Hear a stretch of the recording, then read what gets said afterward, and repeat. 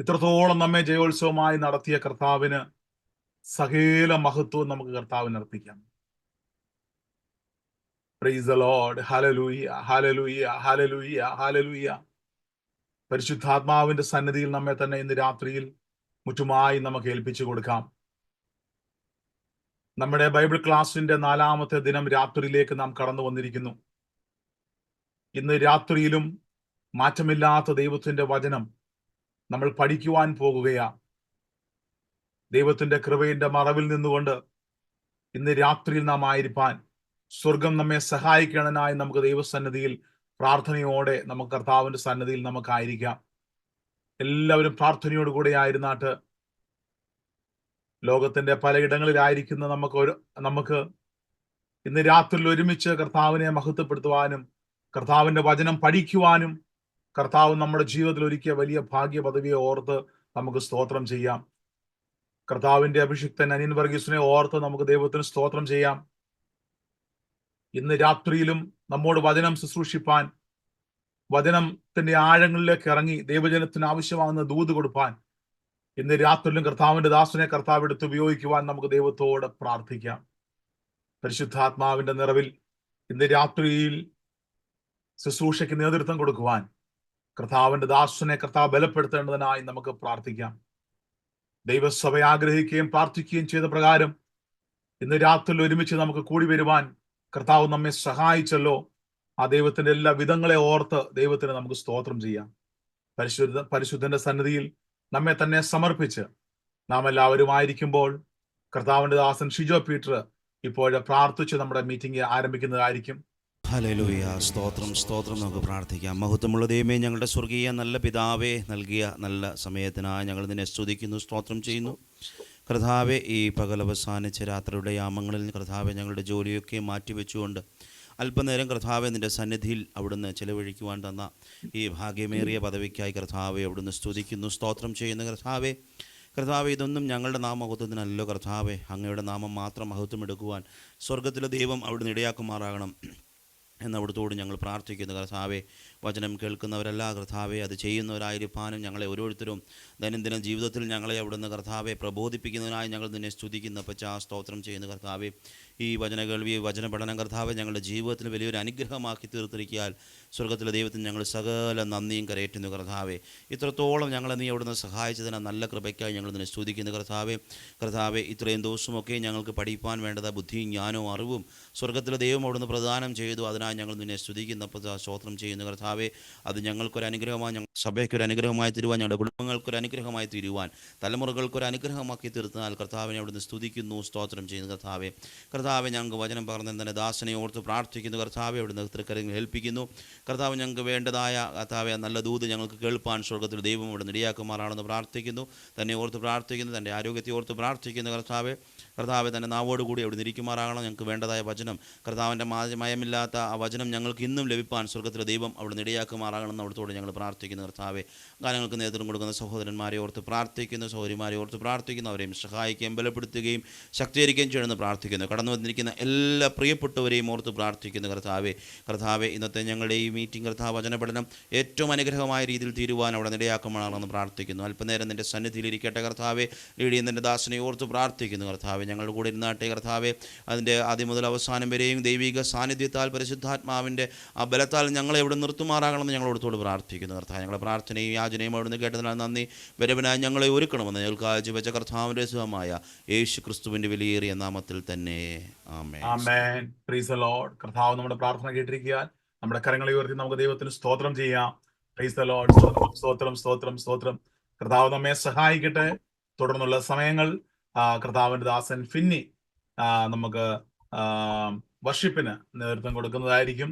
വളരെ പ്രാർത്ഥനയോടെ നമുക്കായിരിക്കാം. നാം ആയിരിക്കുന്ന ഇടത്ത് നമുക്ക് കർത്താവിനെ കരങ്ങളടിച്ച് പാടി നമ്മുടെ ദൈവത്തിനെ അല്പസമയം മഹത്വപ്പെടുത്താം.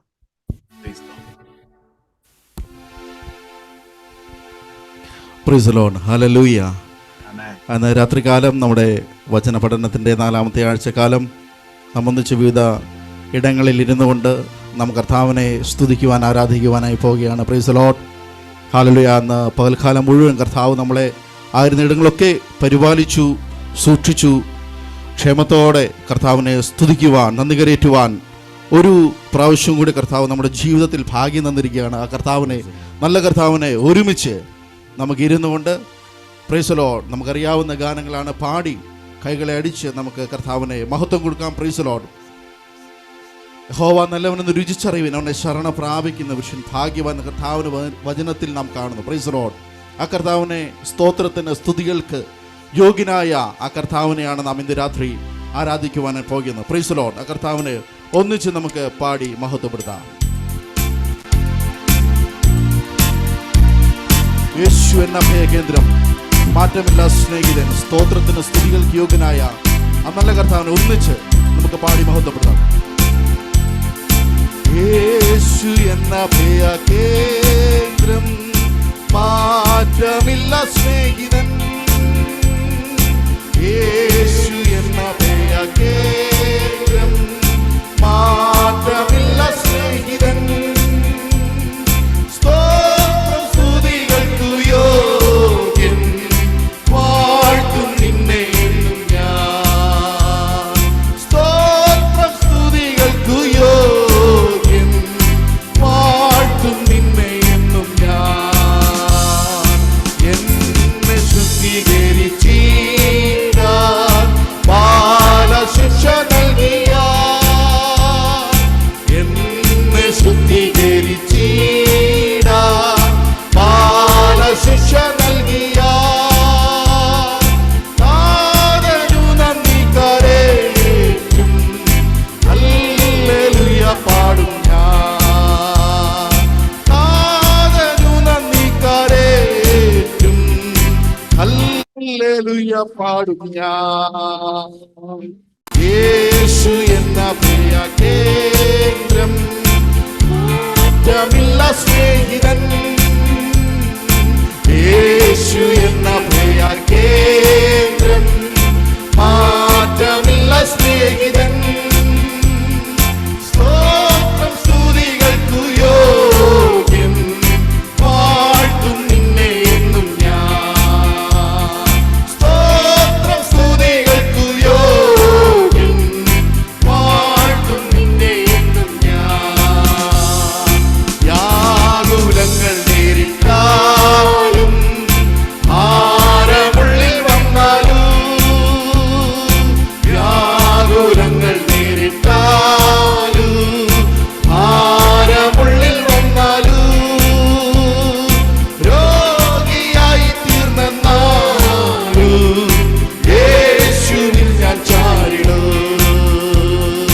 രോഗിയായി തീർന്നെന്നാലും, യേശുവിൽ ഞാൻ ചാരിടും. യേശു എന്ന അഭയകേന്ദ്രം, ഓ യേശു എന്ന അഭയകേന്ദ്രം, മാറ്റമില്ല സ്നേഹിതൻ, യേശു എന്ന അഭയകേന്ദ്രം, മാറ്റമില്ല സ്നേഹിതൻ, സ്തോത്രം സ്തുതികൾക്കു യോഗ്യൻ, വാഴ്ത്തും നിന്നെ എന്നും ഞാൻ, സ്തോത്രം സ്തുതികൾക്കു യോഗ്യൻ, വാഴ്ത്തും യേശുരാജനെ ചേർക്കുവാൻ, യേശുരാജനെ ചേർപ്പാൻ മേഘരുടെ നാൾ വരൂ, യേശുരാജനെ ചേർപ്പാൻ മേഘരുടെ നാൾ വരൂ, ആകുലങ്ങളില്ല നാട്ടിൽ ചേരും സ്വർഗവീട്ടിൽ ഞാൻ, ആകുലങ്ങളില്ല നാട്ടിൽ ചേരും സ്വർഗ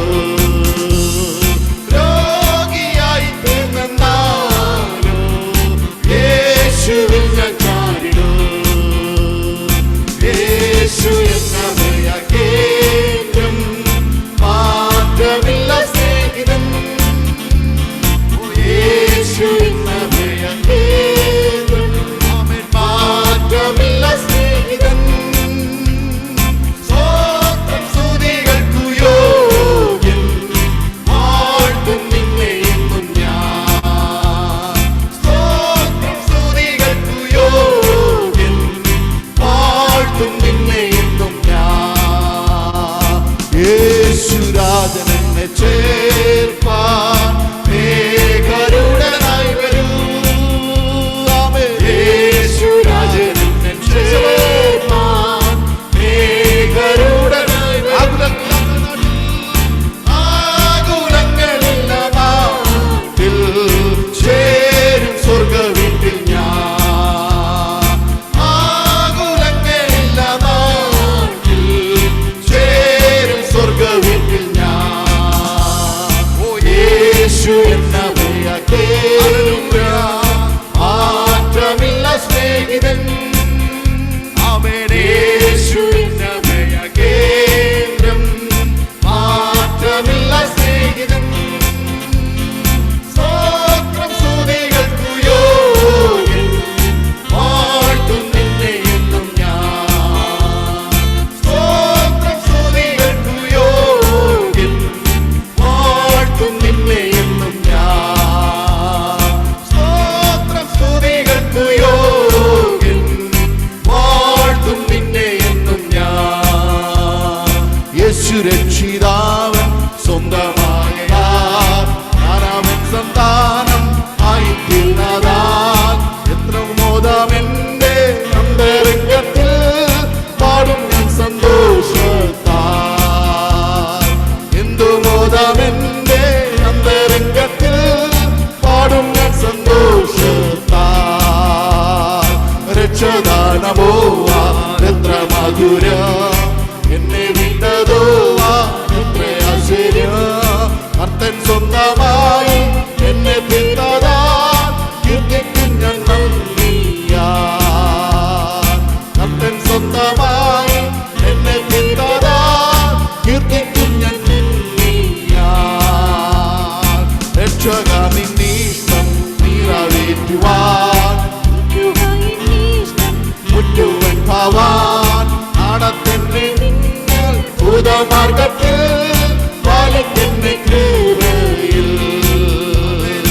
നടത്തുന്ന നിങ്ങൾ ഭൂതമാർഗത്തിൽ പാലിക്കുന്ന കൃപയിൽ. രക്ഷദാനമോ അതെത്ര മധുരം എന്നെ വീണ്ടതോ അതെത്ര ആശ്ചര്യം. കർത്തൻ സ്വന്തമായി എന്നെ ചേർന്നതാൽ കീർത്തിക്കും ഞാൻ നന്ദിയാൽ. കർത്തൻ സ്വന്തമായി എന്നെ ചേർന്നതാൽ കീർത്തിക്കും ഞാൻ നന്ദിയാൽ. പോരിൽ ഞാൻ തളർന്നു വീണു പോകാൻ ശത്രു എന്റെ മേൽ ജയം കൊണ്ടിടുവാൻ. യേശുവേ നിൻ ശക്തി എന്നും നൽകുക ആത്മാവൻ നിറയ്ക്കുക.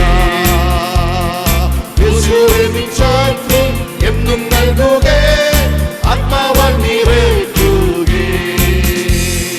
രക്ഷദാനമോ അതെത്ര ആശ്ചര്യം എന്നെ വീണ്ടതോ അതെത്ര ആശ്ചര്യം.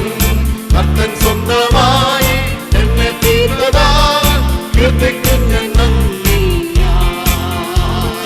കർത്തൻ സ്വന്തമായി എന്നെ തീർന്നതാൽ കീർത്തിക്കും ഞാൻ നന്ദിയാൽ. സ്വർഗേ വന്നു നിന്നെ ഞാൻ കണ്ടിടുമ്പോൾ എന്റെ സർവ്വദേഹം അന്നു തീരുമ്പോൾ കർത്തനെ ഞാൻ മോദം ചുംബിച്ചിടുമേ. ഹല്ലേലൂയ പാടുമേ. കർത്തനെ ഞാൻ മോദം ചുംബിച്ചിടുമേ. ഹല്ലേലൂയ പാടുമേ. രക്ഷദാനമോ അതെത്ര മധുരം എന്നെ വിട്ടതോ അതെത്ര ആശ്ചര്യം. കർത്തൻ സ്വന്തമായി എന്നെ തിന്നതാൽ കീർത്തിക്കും ഞാൻ നന്ദിയാൽ. കർത്തൻ സ്വന്തമായി എന്നെ തിന്നതാൽ കീർത്തിക്കും ഞാൻ നന്ദിയാൽ. യേശു രക്ഷിതാവൻ സ്വന്തമായതാൽ ഞാനവൻ സന്താനം ആയിത്തീർന്നതാൽ എന്തു മോദമെന്റെ അന്തരംഗത്തിൽ പാടും ഞാൻ സന്തോഷത്താൽ.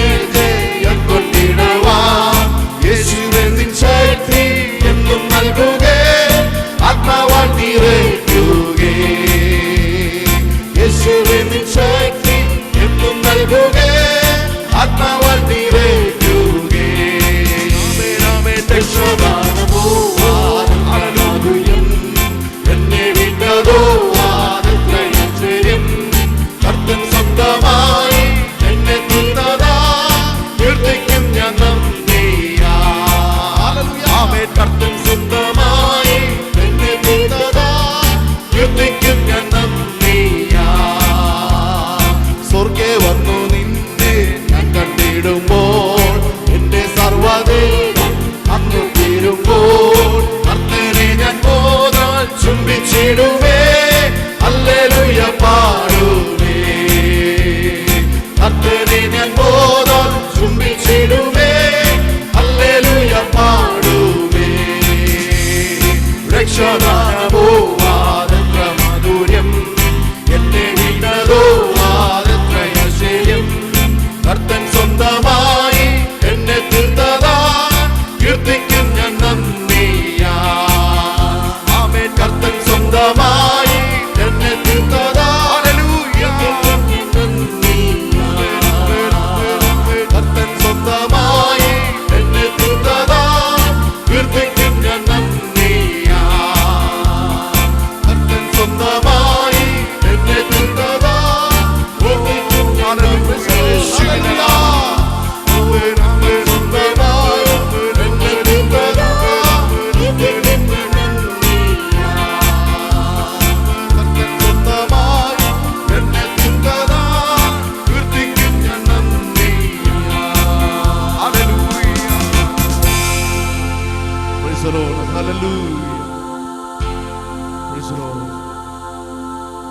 കർത്താവ് നമ്മളെ വീണ്ടെടുത്തു. ആ രക്ഷയാണ്. Praise the lord. രാത്രികാലം കർത്താവിനെ മഹത്വപ്പെടുത്തുവാൻ, കർത്താവിനെ നന്ദി കരേറ്റുവാൻ നമ്മളെ പ്രകാരമാക്കി തീർന്നത്. Praise the lord. ആ പ്രത്യാശ നമ്മുടെ ഉള്ളിൽ നിറയുമ്പോഴാണ് പ്രൈസ് ദി ലോർഡ് ഏത് പ്രതിസന്ധിയിലും പ്രശ്നത്തിന് നടുവിലും പ്രൈസ് ദി ലോർഡ് നമുക്ക് മുൻപോട്ട് ഓടുവാൻ, മുൻപോട്ട് നടക്കുവാൻ ബലം പകരുന്നത്. Price the lord. ആ കർത്താവിനെ എത്ര പ്രതിസന്ധിയുടെ നടുവിലും കണ്ണുനീരിന്റെ താഴ്വരയിലും കരയുന്ന വേളകളിൽ നമ്മുടെ കർത്താവ് നമ്മുടെ കരം പിടിച്ച് നടത്തുവാൻ കൂടിയുണ്ട്. Price the lord. ആ കർത്താവിനെ ധ്യാനത്തോടെ പ്രൈസ് ദി ലോർഡ് ഇന്ന് രാത്രികാലം നമുക്ക് ഒന്നിച്ച് ധ്യാനത്തോടെ പാടാം.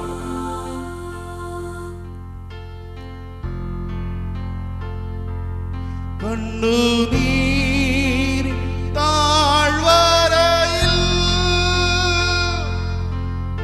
കരയുന്ന വേളകളിൽ കണ്ണുനീരിൻ താഴ്വരയിൽ കരയുന്ന വേളകളിൽ കൈവിടില്ല കർത്തനെന്നെ, കൈവിടില്ല കർത്തനെന്നെ. വീട്ടിൽ ചെല്ലെല്ലാം തുടക്കൂ, കണ്ണുനീരെല്ലാം തുടയ്ക്കും. സാധുവെന്നെ കൈവിടാതെ നാഥനെന്നും നടത്തിയിടുന്നു. സാധുവെന്നെ കൈവിടാതെ നാഥനെന്നും നടത്തിയിടുന്നു. കൊടുങ്കാറ്റുകളും തിരമാലയും പ്രൈസ് ദി ലോർഡ് നമ്മുടെ പടകിൽ ഏത് നേരത്തും നമ്മുടെ ജീവിതയാത്രയിൽ ആഞ്ഞടിക്കുമ്പോൾ പ്രൈസ് ദി ലോർഡ് നമ്മുടെ കൂടെയുണ്ട്. എല്ലാ നേരത്തും ആ നാഥൻ വല്ലഭനായി നമ്മുടെ കൂടെയുണ്ട്. Praise the lord. ഒരിക്കൽ കൂടി നമുക്ക് ചേർന്ന് പാടാം. Praise the lord. കൊടുങ്കാറ്റും തിരമാലയും പടകിൽ വന്നാഞ്ഞടിക്കൂ, കൊടുങ്കാറ്റും തിരമാലയും പടകിൽ വന്നാഞ്ഞടിക്കൂ. നേരമെന്റെ ചാരയുണ്ട്, നേരമെന്റെ ചാരയുണ്ട്. നാഥനും വല്ലഭനാ, നാഥനും വല്ലഭനാ. സാധു എന്നെ കൈവിടാതെ നാഥനൻ നടത്തിയിടുന്നു. സാധു എന്നെ കൈവിടാതെ നാഥനൻ നടത്തിയിടുന്നു. സാധു എന്നെ കൈവിടാതെ നാഥനൻ നടത്തിയിടുന്നു.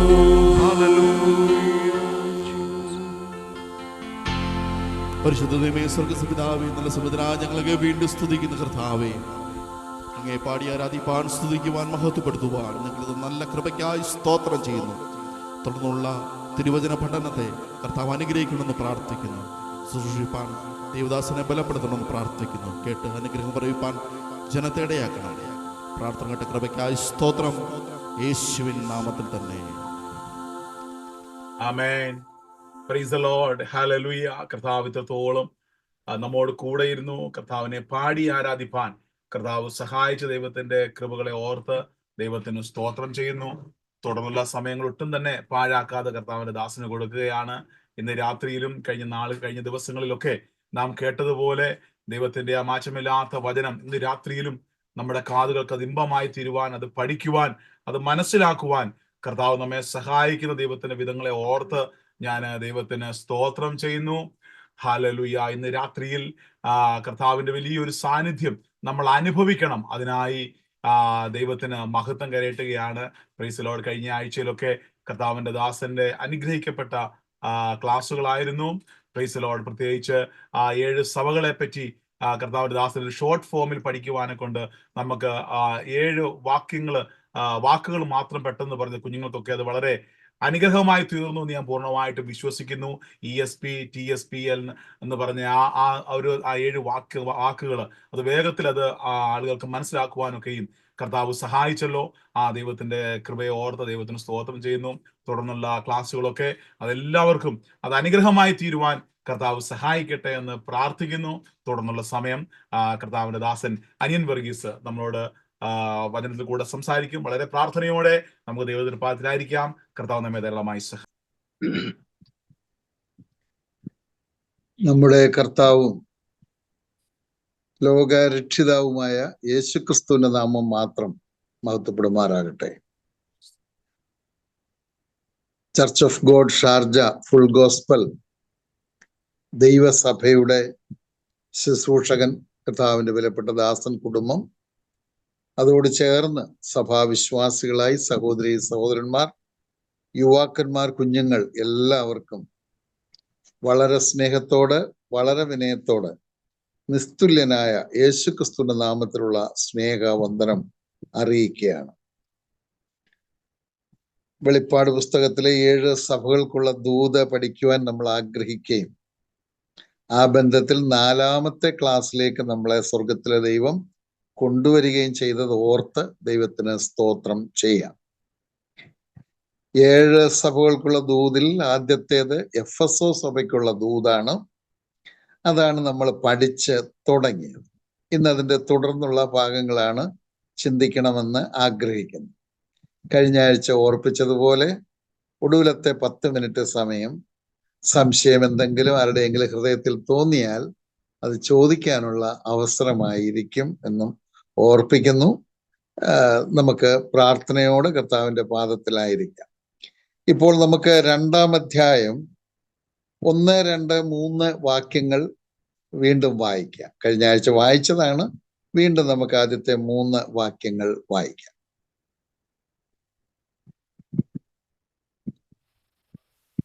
എഫെസോസിലെ സഭയുടെ ദൂതൻ എഴുതുക.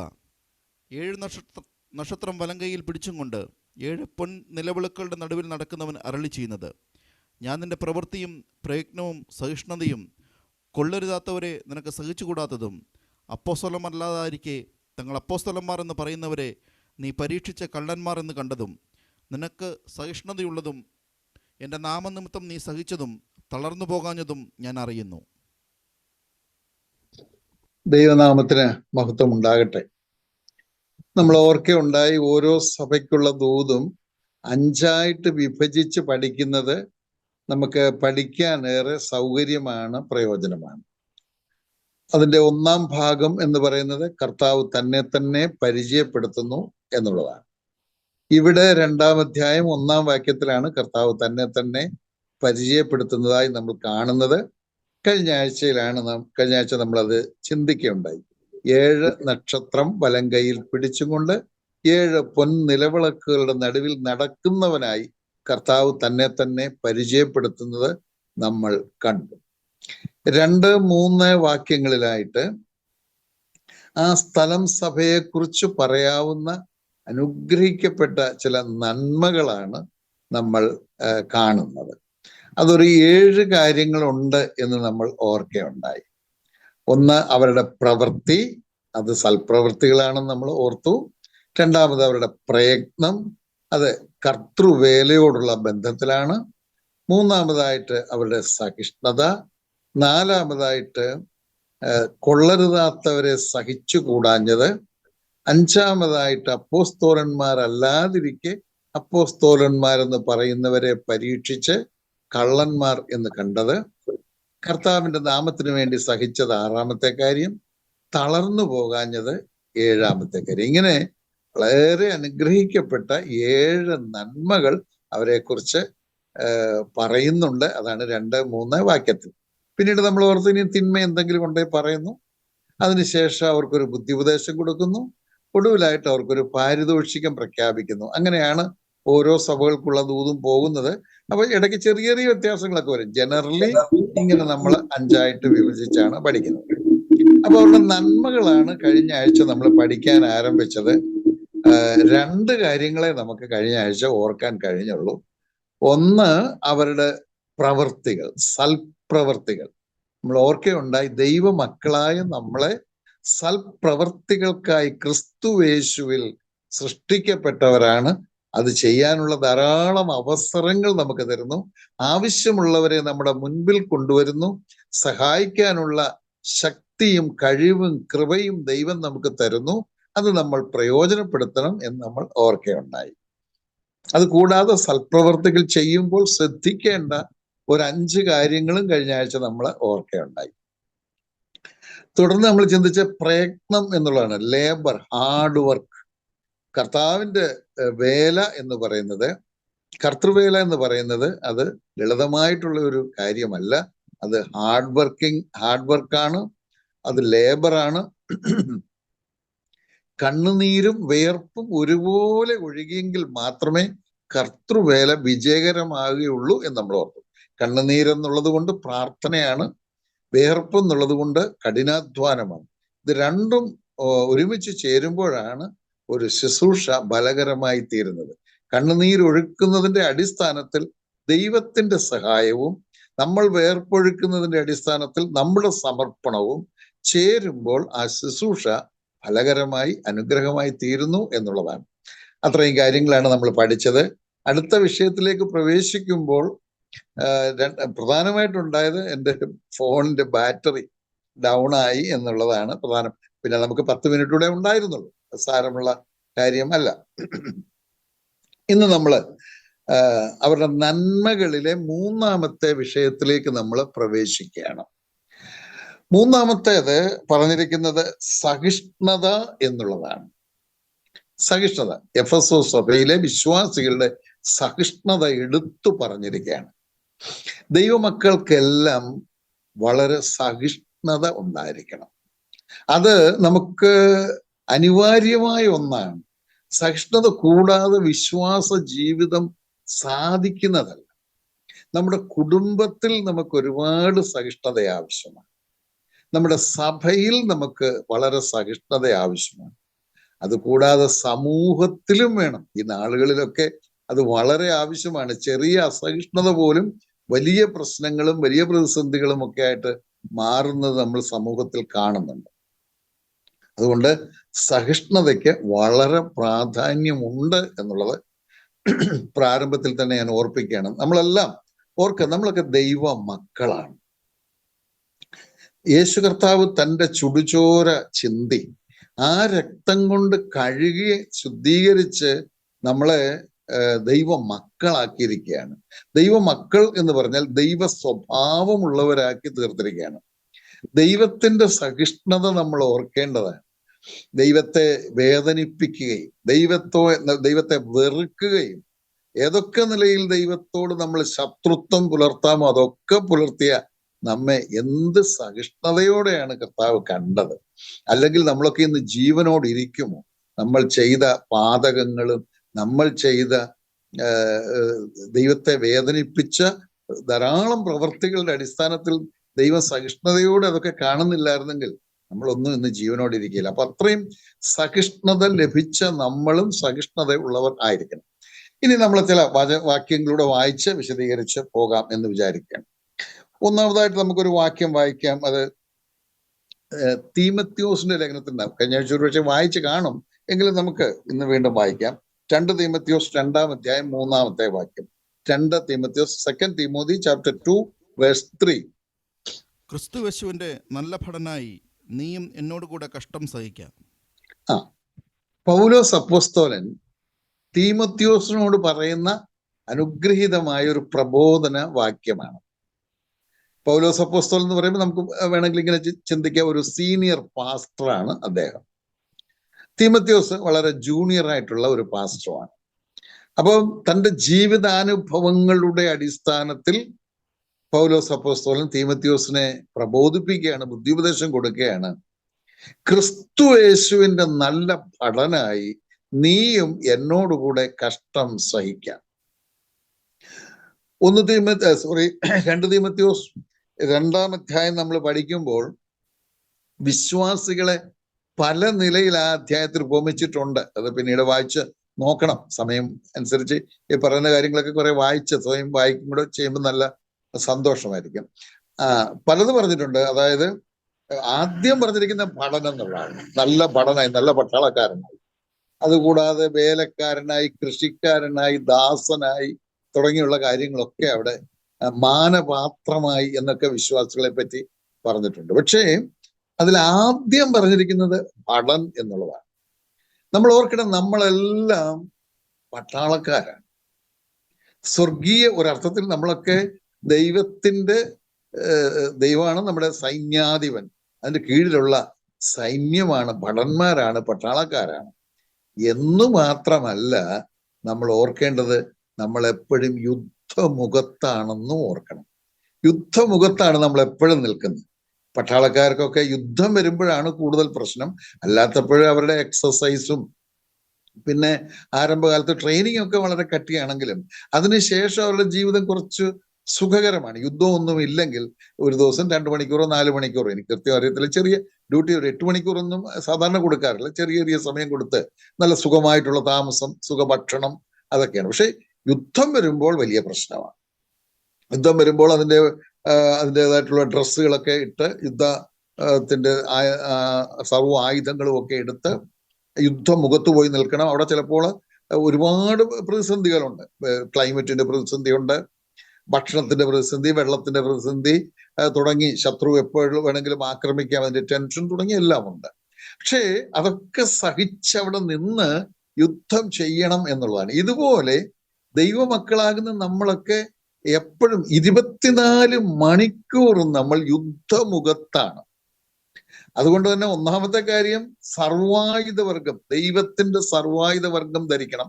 അത് എഫേസ് ലേഖനം 6-ാം അധ്യായം 14 മുതൽ 18 വരെയുള്ള വാക്യങ്ങളിലുണ്ട്. അത് പിന്നീട് വായിച്ച് മനസ്സിലാക്കിക്കോളുക. 7 കാര്യങ്ങൾ അവിടെ പറഞ്ഞിട്ടുണ്ട് എന്ന് കാണാനായിട്ട് കഴിയും. സർവായുധ വർഗമായി 7 കാര്യങ്ങൾ പറഞ്ഞിട്ടുണ്ട്. അതിൽ ഏറ്റവും പ്രധാനപ്പെട്ടത് പ്രാർത്ഥനയാണെന്നും കൂടി ഓർപ്പിച്ചേക്കട്ടെ. അതിൽ ഏറ്റവും പ്രധാനപ്പെട്ട 18-ാം വാക്യത്തിലേക്കൊക്കെ വരുമ്പോൾ നമുക്ക് പ്രാർത്ഥനയെ പറ്റി വായിക്കുന്നു. വയർലെസ്, അതാണ് അതിലെ ഏറ്റവും പ്രധാനപ്പെട്ടത്. ബാക്കിയൊന്നും ഞാൻ പറയുന്നില്ല, അത്രയും പറഞ്ഞു പോയാൽ നമുക്ക് സമയം ഒരുപാട് നീണ്ടുപോകും എന്നുള്ളത്. അപ്പൊ ഈ സർവായുധ വർഗവും ധരിച്ചുകൊണ്ട് യുദ്ധമുഖത്ത് നമ്മൾ അലേർട്ടായിട്ട് നിൽക്കണം. ഒരു യുദ്ധമുഖത്ത് നിൽക്കുന്ന ആ ചിന്തയോടെ, ശ്രദ്ധയോടെ നിൽക്കണം. പിന്നെ ഓർക്കേണ്ട ഒരു കാര്യം, നമുക്ക് യുദ്ധമുള്ളത് ജഡരക്തങ്ങളോടല്ല.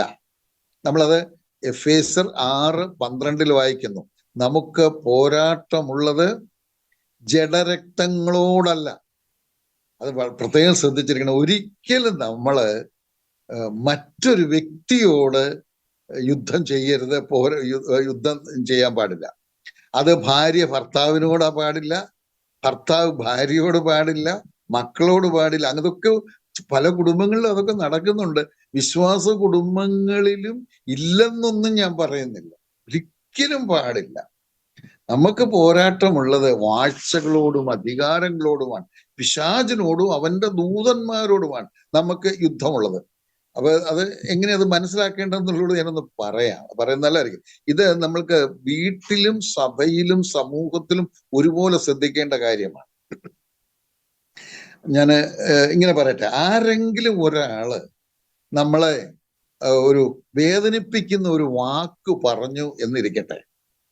അപ്പൊ നമുക്ക് സാധാരണഗതിയിൽ ആ ആളിനോടാണ് ദേഷ്യം തോന്നുന്നത്. ആ ആളിനോട് നമുക്ക് ദേഷ്യം തോന്നും.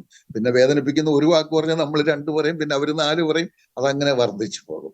അപ്പൊ നമ്മൾ ഓർക്കണം, ഒരാൾ നമ്മളെ വേദനിപ്പിക്കുന്ന ഒരു വാക്ക് പറഞ്ഞാൽ നമ്മൾ ശ്രദ്ധിക്കേണ്ട, ദൈവമക്കൾ മനസ്സിലാക്കേണ്ട ഒരു കാര്യം, അവരല്ല നമ്മളെ വേദനിപ്പിക്കുന്ന വാക്കുകൾ പറഞ്ഞത്. അതിന്റെ പിന്നിൽ പിശാചാണ്. പിശാച് അവരിലൂടെ പ്രവർത്തിച്ചിട്ട് അവർ വേദനിപ്പിക്കുന്ന, നമുക്ക് വിഷമം ഉണ്ടാക്കുന്ന ഒരു വാക്ക് പറയുക ചെയ്യുന്നത്. അപ്പോൾ ആരോടാണ് നമുക്ക് വിഷമം വരേണ്ടത്? ഈ പറഞ്ഞ വ്യക്തിയോടല്ല, പറയിപ്പിച്ചവനോടാണ് നമുക്ക് ഉണ്ടാകേണ്ടത്. മനസ്സിലായെന്ന് ഞാൻ വിചാരിക്കട്ടെ. അത് വളരെ പ്രധാനപ്പെട്ട ഒരു വിഷയമാണ്. ഞാൻ വേറെ ഒരു എക്സാമ്പിൾ പറയാം. ഒരാള് നമ്മളെ ഒരു കല്ലെടുത്ത് എറിഞ്ഞു. ആ കല്ല് വന്ന് നമ്മുടെ ശരീരത്ത് കൊള്ളുകയും മുറിയുകയും ഭയങ്കര വേദന ഉണ്ടാകുകയും ചെയ്യും. നമുക്ക് കല്ലിനോടാണോ ദേഷ്യം തോന്നേണ്ടത്, അതോ എറിഞ്ഞ ആളിനോടാണോ ദേഷ്യം തോന്നേണ്ടത്? കല്ലിനോടാണോ എറിഞ്ഞ ആളിനോടാണോ? അത് തീർച്ചയായിട്ടും എല്ലാവരും പറയും കല്ലിനോടല്ല, പകരം എറിഞ്ഞ ആളിനോടാണ്. ഇതങ്ങ് ഓർത്താ മതി. ഇതുപോലെ നമ്മളെ ഒരാൾ ഏതെങ്കിലും തരത്തിൽ, വാക്കുകളായിക്കോട്ടെ, അല്ല ശാരീരികമായിട്ട് ഉപദ്രവിക്കുന്ന ആയിക്കോട്ടെ, ഇത് നമ്മുടെ കുടുംബത്തിലും നമ്മൾ ഓർക്കണം. ചിലപ്പോൾ ഭർത്താവിന്റെ ഭാഗത്തു നിന്നൊരു വേദനിപ്പിക്കുന്ന വാക്ക് തന്നാൽ ഓർക്കണം, അതിന്റെ പിമ്പിൽ പിശാചാണ് പ്രവർത്തിക്കുന്നത്. ആ പിശാചിനോടാണ് നമുക്ക് ദേഷ്യം വരേണ്ടത്. അപ്പൊ നമ്മൾ അവിടെ പ്രാർത്ഥിക്കുന്നത്, അത് പ്രാർത്ഥനയാലാണ് അവരോടൊക്കെ നമുക്ക് യുദ്ധം ചെയ്യാൻ പറ്റുന്നത്. പ്രാർത്ഥിക്കുന്നത് ആ തുടർന്നുള്ള നാളുകളിൽ പിശാചിന്റെ ബന്ധനങ്ങളിൽ നിന്ന്, പിശാചിന്റെ ആ പിടിയിൽ നിന്നൊക്കെ വിടുവിക്കപ്പെടണം. പിശാചിന്റെ താല്പര്യത്തിന് തക്കവണ്ണം എൻ്റെ ഭാര്യ പ്രവർത്തിക്കാതെ, എൻ്റെ ഭർത്താവ് പ്രവർത്തിക്കാതെ, എൻ്റെ കുഞ്ഞുങ്ങൾ പ്രവർത്തിക്കാതെ, എൻ്റെ സഹോദരങ്ങൾ പ്രവർത്തിക്കാതെ, എൻ്റെ സഭയിലുള്ളവർ പ്രവർത്തിക്കാതെ ഇരിക്കാനായിട്ട് ഉള്ള വലിയ പ്രാർത്ഥന നമുക്ക് ആവശ്യമാണ്. ഈ ക്രിസ്തീയ ജീവിതത്തിൽ പ്രാർത്ഥന വളരെ പ്രധാനപ്പെട്ട. മുന്നോട്ട് പോകുമ്പോൾ പറയാൻ ഇപ്പൊ തന്നെ ഞാൻ ചില കാര്യങ്ങൾ പറഞ്ഞു പോകാം എന്ന് ഞാൻ വിചാരിക്കുന്നു. പ്രാർത്ഥനയ്ക്ക് നമ്മൾ ഒരുപാട് സമയം എടുക്കണം. കുടുംബസ്ഥരായവർ ഓർക്കേണ്ട ഒരു കാര്യമുണ്ട്. അവരുടെ ജീവിതത്തിൽ അവർ ഒറ്റയ്ക്കിരുന്ന് പ്രാർത്ഥിക്കണം. കുടുംബസ്ഥരായവർ, വിവാഹം കഴിഞ്ഞവര്, ഭാര്യയും ഭർത്താവും ഒരുമിച്ചാണ് താമസിക്കുന്നതെങ്കിലും അവരെല്ലാ ദിവസവും ഒറ്റയ്ക്കൊറ്റയ്ക്കിരുന്ന് പ്രാർത്ഥിക്കണം. 2 പേരും കൂടി ഇരുന്ന് പ്രാർത്ഥിക്കരുത്, ഒറ്റയ്ക്ക്. അത് കൂടാതെ എല്ലാ ദിവസവും 2 പേരും കൂടി ഇരുന്നും പ്രാർത്ഥിക്കണം. അത് കുടുംബ പ്രാർത്ഥനയല്ലെന്ന് ഓർക്കണം. കുടുംബ പ്രാർത്ഥന രാവിലെ മക്കളും ഭാര്യയും ഭർത്താവും, ഇനി വീട്ടിൽ വിരുന്നുകാർ വല്ലതും വന്നിട്ടുണ്ടെങ്കിൽ അവരും അപ്പനും അമ്മയും എല്ലാവരും കൂടി പ്രാർത്ഥിക്കും. അത് വൈകിട്ട്, രാവിലെയും വൈകിട്ടും ഒക്കെ അത് നടക്കട്ടെ. അത് കൂടാതെ കുടുംബ ജീവിതത്തിലെ സമാധാനത്തിനും സ്വസ്ഥതയ്ക്കും ഇങ്ങനെ അവിവേകമായ വാക്കുകൾ പറയാതിരിക്കാൻ, അങ്ങനെയുള്ള വിഷമസന്ധികൾ വരാതിരിക്കാനായിട്ട് ഒരുപാട് പ്രാർത്ഥന ആവശ്യമാണ്. ഒറ്റയ്ക്കിരുന്ന് പ്രാർത്ഥിക്കണം. ഞാൻ അതിന്റെ മുൻപത്തെ ക്ലാസ് വല്ലതും പറഞ്ഞോന്ന് എനിക്കറിയത്തില്ല. ഒറ്റയ്ക്കിരുന്ന് പ്രാർത്ഥിക്കണം, 2 പേരും കൂടെ ഒരുമിച്ച് ഇരുന്നു എല്ലാ ദിവസവും പ്രാർത്ഥിക്കണം. അപ്പോഴാണ് നമുക്ക് വളരെ കൃപ ലഭിക്കുന്നതും ഇതുപോലെയുള്ള പ്രതിസന്ധികൾ വരാതിരിക്കുന്നതും എന്ന് ഓർപ്പിക്കട്ടെ. അപ്പോൾ നമ്മൾ യുദ്ധമുഖത്താണെന്ന് ഓർത്തുകൊണ്ട് സർവായുധവർഗം ധരിച്ച് പ്രാർത്ഥനയിലേറെ സമയം നമ്മൾ ചെലവഴിക്കണം. അപ്പോഴും ഇത് അങ്ങനെ ആയാൽ പോലും നമുക്ക് പല പ്രശ്നങ്ങൾ നമ്മുടെ ജീവിതത്തിൽ വരും. ഈ ഭൂമിയിൽ ജീവിക്കുന്നിടത്തോളം നാള് ബുദ്ധിമുട്ടുകള്, മറ്റുള്ളവരാലുള്ള ബുദ്ധിമുട്ടുകള്, അല്ലാതെ സ്വാഭാവികമായ ബുദ്ധിമുട്ടുകള്, പ്രയാസങ്ങള്, വാക്കുകൾ കൊണ്ടുള്ള വേദനകള്, സാമ്പത്തികമായ പ്രതിസന്ധികള്, സാമ്പത്തികമായ നഷ്ടങ്ങള്, സാമ്പത്തികമായ അപകാരങ്ങൾ, അതൊക്കെ ഞാൻ പറയാൻ ഉദ്ദേശിക്കുന്നുണ്ട്. അപ്പൊ ഇതെല്ലാം വരും. എല്ലാം അങ്ങ് സഹിച്ചോണം, എല്ലാം അങ്ങ് സഹിക്കണം. അതിനുള്ള കൃപ ദൈവം തരും. അതിനുള്ള കൃപ ദൈവം തരും. ഒരു പാട്ടിനകത്ത് ഒരു വരികൾ നിങ്ങൾ ചിലപ്പോൾ ഓർക്കുന്നുണ്ടാകും. എല്ലാം സഹിക്കുവാൻ, എല്ലാം ക്ഷമിക്കുവാൻ ക്രിസ്തയേശു നമ്മെ പഠിപ്പിച്ചില്ലേ? എല്ലാം സഹിക്കാൻ ദൈവമക്കൾക്ക് കഴിയണം. അപ്പോൾ സഹിഷ്ണുതയ്ക്ക് വളരെ പ്രാധാന്യമുണ്ട്. കുടുംബത്തിൽ, സഭയിൽ, കുടുംബത്തിൽ മാത്രമല്ല, കുടുംബത്തിലാകുമ്പോൾ കുറെ കൂടെ സ്വാതന്ത്ര്യമായിട്ട് ചിലപ്പോൾ ഭാര്യ ഭർത്താവിനോടും ഭർത്താവ് ഭാര്യയോടും ഒക്കെ ചിലപ്പോൾ ഹർട്ട് ചെയ്യുന്ന വാക്കുകൾ പറയും. ഞാൻ പറഞ്ഞോ എന്നറിയത്തില്ല, ഈ ഭാഗങ്ങളൊക്കെ ഉണ്ട്, അതെങ്കിൽ ആവർത്തനമായിട്ടിരുന്നോട്ട് കുഴപ്പമില്ല. യാക്കോബിന്റെ ലേഖനത്തിൽ ഒരു വാക്യമുണ്ട്. യാക്കോബിന്റെ ലേഖനം 1:19 ആ വാക്യം. അവിടെ നമ്മൾ വായിക്കുന്നത്, പറയാൻ താമസവും കേൾപ്പാൻ വേഗതയും പറവാൻ താമസവും ഉള്ളവരായിരിക്കട്ടെ, കോപിപ്പാനും താമസവും എന്ന് പറഞ്ഞിട്ടുണ്ട്. അപ്പൊ പറയാൻ താമസം എന്ന് പറഞ്ഞാൽ 2 പ്രാവശ്യം ആലോചിക്കാതെ ഒന്നും പറയല്ലേ. അത് ഭർത്താവിനോട് പറഞ്ഞാലും കൊള്ളാം, ഭാര്യയോട് പറഞ്ഞാലും കൊള്ളാം. നമ്മൾ ചുമ്മാ എന്റെ ഭാര്യയല്ലേ, വായു വരുന്ന അങ്ങ് പറയാം. അയ്യോ, അങ്ങനൊന്നും ഒരിക്കലും ആരും ചിന്തിച്ചു കളയരുത്. ഒരു ഭർത്താവും അങ്ങനെ ചിന്തിക്കരുത്, എന്റെ ഭാര്യയല്ലേ. ഭാര്യ ചിന്തിക്കരുത്, എന്റെ ഭർത്താവല്ലേ, എന്റെ പിള്ളേരല്ലേ, എന്തും പറയാം. നോ, അവരെല്ലാം ദൈവത്തിന് ഇൻഡിപെൻഡന്റ് കൂടാണെന്ന് ഓർക്കണം. ദൈവത്തിന്റെ യേശു കർത്താവ് തന്നെ ചോര കൊടുത്ത് വിലയ്ക്ക് വാങ്ങിയവരാ. അവര് നമ്മളെ അല്ല, നമുക്കത് വളർത്താൻ തന്ന പിള്ളേർ, അത്രേ ഉള്ളൂ. ഭർത്താവായിട്ട് ഈ ഭൂമി ജീവിക്കുമ്പോൾ കുറച്ചു നാളത്തേക്ക് തന്നേ ഉള്ളൂ. ഭാര്യയായിട്ട് ഈ ഭൂമി ജീവിക്കുമ്പോൾ കുറച്ചു നാളത്തേക്ക് തന്നേ ഉള്ളൂ. അവരെല്ലാം ദൈവത്തിന്റെ വകയാ, ദൈവം വിലയ്ക്ക് വാങ്ങിച്ചതാ. ദൈവത്തിന്റെ ചോര കൊടുത്ത് വിലയ്ക്ക് വാങ്ങിച്ചവരെ. ചോദിക്കാനും പറയാനും ഞാനിങ്ങനെ പറയാറുണ്ട്. നമ്മൾ വിചാരിക്കും എന്റെ ഭാര്യയോടായി എനിക്ക് എന്തും വേണേ പറയാമെന്ന്. ആരാ ചോദിക്കാനും പറയാനും ആളുണ്ട്. ഒരു ദൈവമുണ്ട്, ഒരു പിതാവുണ്ട്, പിതാവായ ഒരു ദൈവമുണ്ട്, ചോദിക്കാൻ ആളുണ്ട് എന്ന് ഓർക്കണം. അതുകൊണ്ടെല്ലാം വാക്കുകളൊക്കെ വളരെ സൂക്ഷിക്കണം. മറ്റുള്ളവരെ വേദനിപ്പിക്കരുത്. ഇനി നമ്മളെ വേദനിപ്പിച്ചാല് അവിടെയാണ് ഏതെങ്കിലും തരത്തിലുള്ള വേദനകൾ, ഏതെങ്കിലും തരത്തിലുള്ള ബുദ്ധിമുട്ടുകളുണ്ട്, എല്ലാം അങ്ങ് സഹിച്ചോണം. എല്ലാം സഹിക്കണം. അതിനുള്ള കൃപ ദൈവത്തിൽ നിന്ന് പ്രാപിക്കണം എന്നുള്ളതാണ്. ദൈവം നമ്മെ സഹായിക്കട്ടെ. ഇനി ഞാൻ മറ്റൊരു വാക്യം കൂടെ നമുക്ക് പ്രായോഗിക ജീവിതത്തിൽ പ്രയോജനമായി തീരണം. നമ്മൾ ഓർത്തല്ലോ, സഭകൾക്കുള്ള ദൂത്, എഫെസോസ് സഭയ്ക്കുള്ള ദൂത് പഠിച്ചിട്ട് നമുക്ക് എന്നാ കാര്യം, അല്ലെങ്കിൽ സ്മുർന്നയ്ക്കുള്ളത്. പക്ഷെ അത് നമ്മുടെ സഭയ്ക്കുള്ളത്, എനിക്കുള്ളത്. ആ നിലയിൽ നമ്മൾ പഠിക്കുമ്പോഴാണ് നമ്മുടെ ജീവിതത്തിൽ അത് അനുഗ്രഹമായി തീരുന്നത്. ദൈവം നമ്മെ അതിന് സഹായിക്കട്ടെ. നമുക്ക് റോമാലേഖനം 5-ാം അധ്യായം 3-ാം വാക്യം, അതിമനോഹരമായ ഒരു വാക്യമാണ്. റോമർ 5:3 വാക്യം. അത് തന്നെയല്ല, കഷ്ടത സഹിഷ്ണുതയെയും, സഹിഷ്ണുത സിദ്ധതയെയും, സിദ്ധത പ്രത്യാശയും ഉളവാക്കുന്നുവെന്നറിഞ്ഞ് നാം കഷ്ടങ്ങളിലും പ്രശംസിക്കുന്നു. കഷ്ടത സഹിഷ്ണുതയെയും, സഹിഷ്ണുത സിദ്ധതയെയും, സിദ്ധത പ്രത്യാശയും ഉളവാക്കുന്നു എന്നറിഞ്ഞ് കഷ്ടതയിൽ പ്രശംസിക്കുന്നു. ഇംഗ്ലീഷിൽ വായിച്ചാൽ വി റിജോയ്സ് എന്നുള്ള വാക്ക്, കഷ്ടതയിൽ സന്തോഷിക്കുന്നു എന്നാണ്. പക്ഷേ ഓർക്കേണ്ട ഒരു കാര്യം, കഷ്ടതയുടെ ചേർന്ന് വരേണ്ടത് സഹിഷ്ണുതയാണ്. അത് ഓർക്കണം. പിന്നെ ബാക്കി കാര്യങ്ങളെല്ലാം അത് മുന്നോട്ട് പോകുമ്പോഴാണ് അത് സന്തോഷിക്കാവുന്ന, അല്ലെ പ്രശംസിക്കാവുന്ന. അത് മലയാളത്തിൽ ആ ട്രാൻസ്ലേഷൻ തെറ്റൊന്നുമല്ല. പ്രശംസിക്കുക എന്ന് പറഞ്ഞാൽ സന്തോഷം വരുമ്പോഴാണല്ലോ നമ്മൾ പ്രശംസിക്കുന്നത്. അപ്പൊ കഷ്ടതയോട് ചേർന്ന് സഹിഷ്ണുതയാണ്. സഹിഷ്ണുതയുടെ അടിസ്ഥാനത്തിലാണ് നമ്മൾക്ക് സിദ്ധത ലഭിക്കുന്നത്. സിദ്ധത ലഭിക്കുമ്പോഴാണ് നമ്മുടെ ഹൃദയം പ്രത്യാശ കൊണ്ട് നിറയുന്നത്. അപ്പോഴാണ് നമ്മൾ സന്തോഷിക്കുന്നത്. ഇനിയും ഞാനത് അല്പം കൂടെ വിശദീകരിക്കാം. നമുക്കെല്ലാം അറിയാവുന്നതാണ്, എന്നാലും പറയുമ്പോൾ, പഠിപ്പിക്കുമ്പോൾ എല്ലാവരെയും നമ്മൾ ഉദ്ദേശിച്ചുകൊണ്ടാണ്. ചിലപ്പം അത് അത്രയും മനസ്സിലാക്കിയിട്ടില്ലാത്തവരും കേൾക്കുന്നുണ്ടാകുമെങ്കിൽ അവർക്ക് വേണ്ടി കൂടെ ആയിരിക്കും നമ്മളെ പറയുമ്പോൾ ഏറ്റവും ലളിതമായിട്ടായിരിക്കും പറയാം. കഷ്ടത അത് നമ്മുടെ ജീവിതത്തിൽ നമുക്ക് അനുവദിച്ചിട്ടുള്ളതാണ്. നമ്മൾ ഓർക്കണം, ക്രിസ്തീയ ജീവിതം, അത് പറഞ്ഞതാ നമ്മൾ ഈ ദിവസങ്ങളിലൊക്കെ. ക്രിസ്തീയ ജീവിതം എന്ന് പറയുന്നത് കഷ്ടത നിറഞ്ഞതാണ്. അത് ക്രിസ്തീയ ജീവിതത്തിലേക്ക് വന്നാൽ പിന്നെ കഷ്ടതയില്ല, പ്രയാസമില്ല, ബുദ്ധിമുട്ടില്ല, കണ്ണുനീരില്ല എന്ന് ആരെങ്കിലും പറഞ്ഞാൽ അത് വചനവിരുദ്ധമാണ്. അത് വചനവിരുദ്ധമാണെന്ന് ഓർക്കണം. ചിലപ്പോൾ ചിലരതിന് എടുക്കുന്ന ഒരു വാക്യമുണ്ട്, 23-ാം സങ്കീർത്തനം 1-ാം വാക്യം. അവിടെ പറയുന്നത് ഇങ്ങനെയാണ്, യഹോവ എൻ്റെ ഇടയനാകുന്നു, എനിക്ക് മുട്ടുണ്ടാകുകയില്ല. ആ വാക്യം കേൾക്കുമ്പോൾ നമുക്ക് പെട്ടെന്ന് നമ്മൾക്ക് തോന്നുന്നത് യഹോവ ഇടയനാക്കിയാൽ പിന്നെ ഒരു മുട്ടും ഇല്ലെന്നാ. അത് ശരിയാണ്, ഒരു മുട്ടും ഇല്ലെന്ന് പറഞ്ഞിരിക്കുന്നിടത്ത് അങ്ങനെയും പറഞ്ഞുള്ളൂ, മുട്ടുണ്ടാകത്തില്ലെന്നേ പറഞ്ഞുള്ളൂ. ഏതിന് മുട്ടുണ്ടാകില്ലെന്ന് പറഞ്ഞിട്ടില്ല. അതാണ് ശ്രദ്ധിക്കേണ്ടത്. ഏതിന് മുട്ടുണ്ടാകില്ല. ഞാനത് ഒറ്റ വാക്കിൽ അത് എക്സ്പ്ലെയിൻ ചെയ്ത് പറഞ്ഞാൽ, മുട്ടിനും മുട്ടുണ്ടാകുകയില്ല എന്നാണ് അതിന്റെ അർത്ഥം. മുട്ടിനും മുട്ടുണ്ടാകുകയില്ല, അല്ലേ? തിരിഞ്ഞു നോക്കിയാൽ നമുക്കറിയാം. ഇനി ആ സങ്കീർത്തനം തന്നെ വായിച്ചാൽ തൊട്ടടുത്തത് കൂരിരുൾ താഴ്വരെ പറ്റിയാ പറയുന്നത്. അതൊരു പ്രതിസന്ധി അല്ലേ? അല്പം കൂടെ കഴിയുമ്പോൾ ശത്രുവിനെ പറ്റി പറയുന്നുണ്ട്. ശത്രുക്കൾ മുൻപാകെ മേശ ഒരുക്കുന്നവര്. അപ്പം പ്രതിസന്ധികൾ വിശ്വാസികൾക്കെല്ലാം ഉണ്ട്. അവിടെ മുട്ടുണ്ടാകില്ലെന്ന് പറഞ്ഞിരിക്കുന്നത് നമുക്ക് ആരോഗ്യത്തിന് മുട്ടുണ്ടാകത്തില്ല, രോഗത്തിനും മുട്ടുണ്ടാകുകയില്ല. അതാ അതിന്റെ അർത്ഥം. നമുക്ക് ആഹാരത്തിന് മുട്ടുണ്ടാകത്തില്ല, ദാരിദ്ര്യത്തിനും മുട്ടുവരത്തില്ല. അങ്ങനെയാണ് അതിന്റെ അർത്ഥം പറഞ്ഞിരിക്കുന്നത്. അല്ലാതെ ഇന്നതിന് രോഗത്തിനും അല്ല ആരോഗ്യത്തിന് മുട്ടുവരത്തില്ല, പണത്തിന് മുട്ടുവരത്തില്ല എന്നല്ല, മുട്ടുവരലെന്നേ പറഞ്ഞു. എല്ലാം നമുക്കുണ്ട് ഇവിടെ.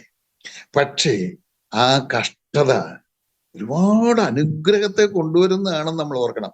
ഒരിക്കലും കഷ്ടത തനിയെ വരികയില്ല കേട്ടോ.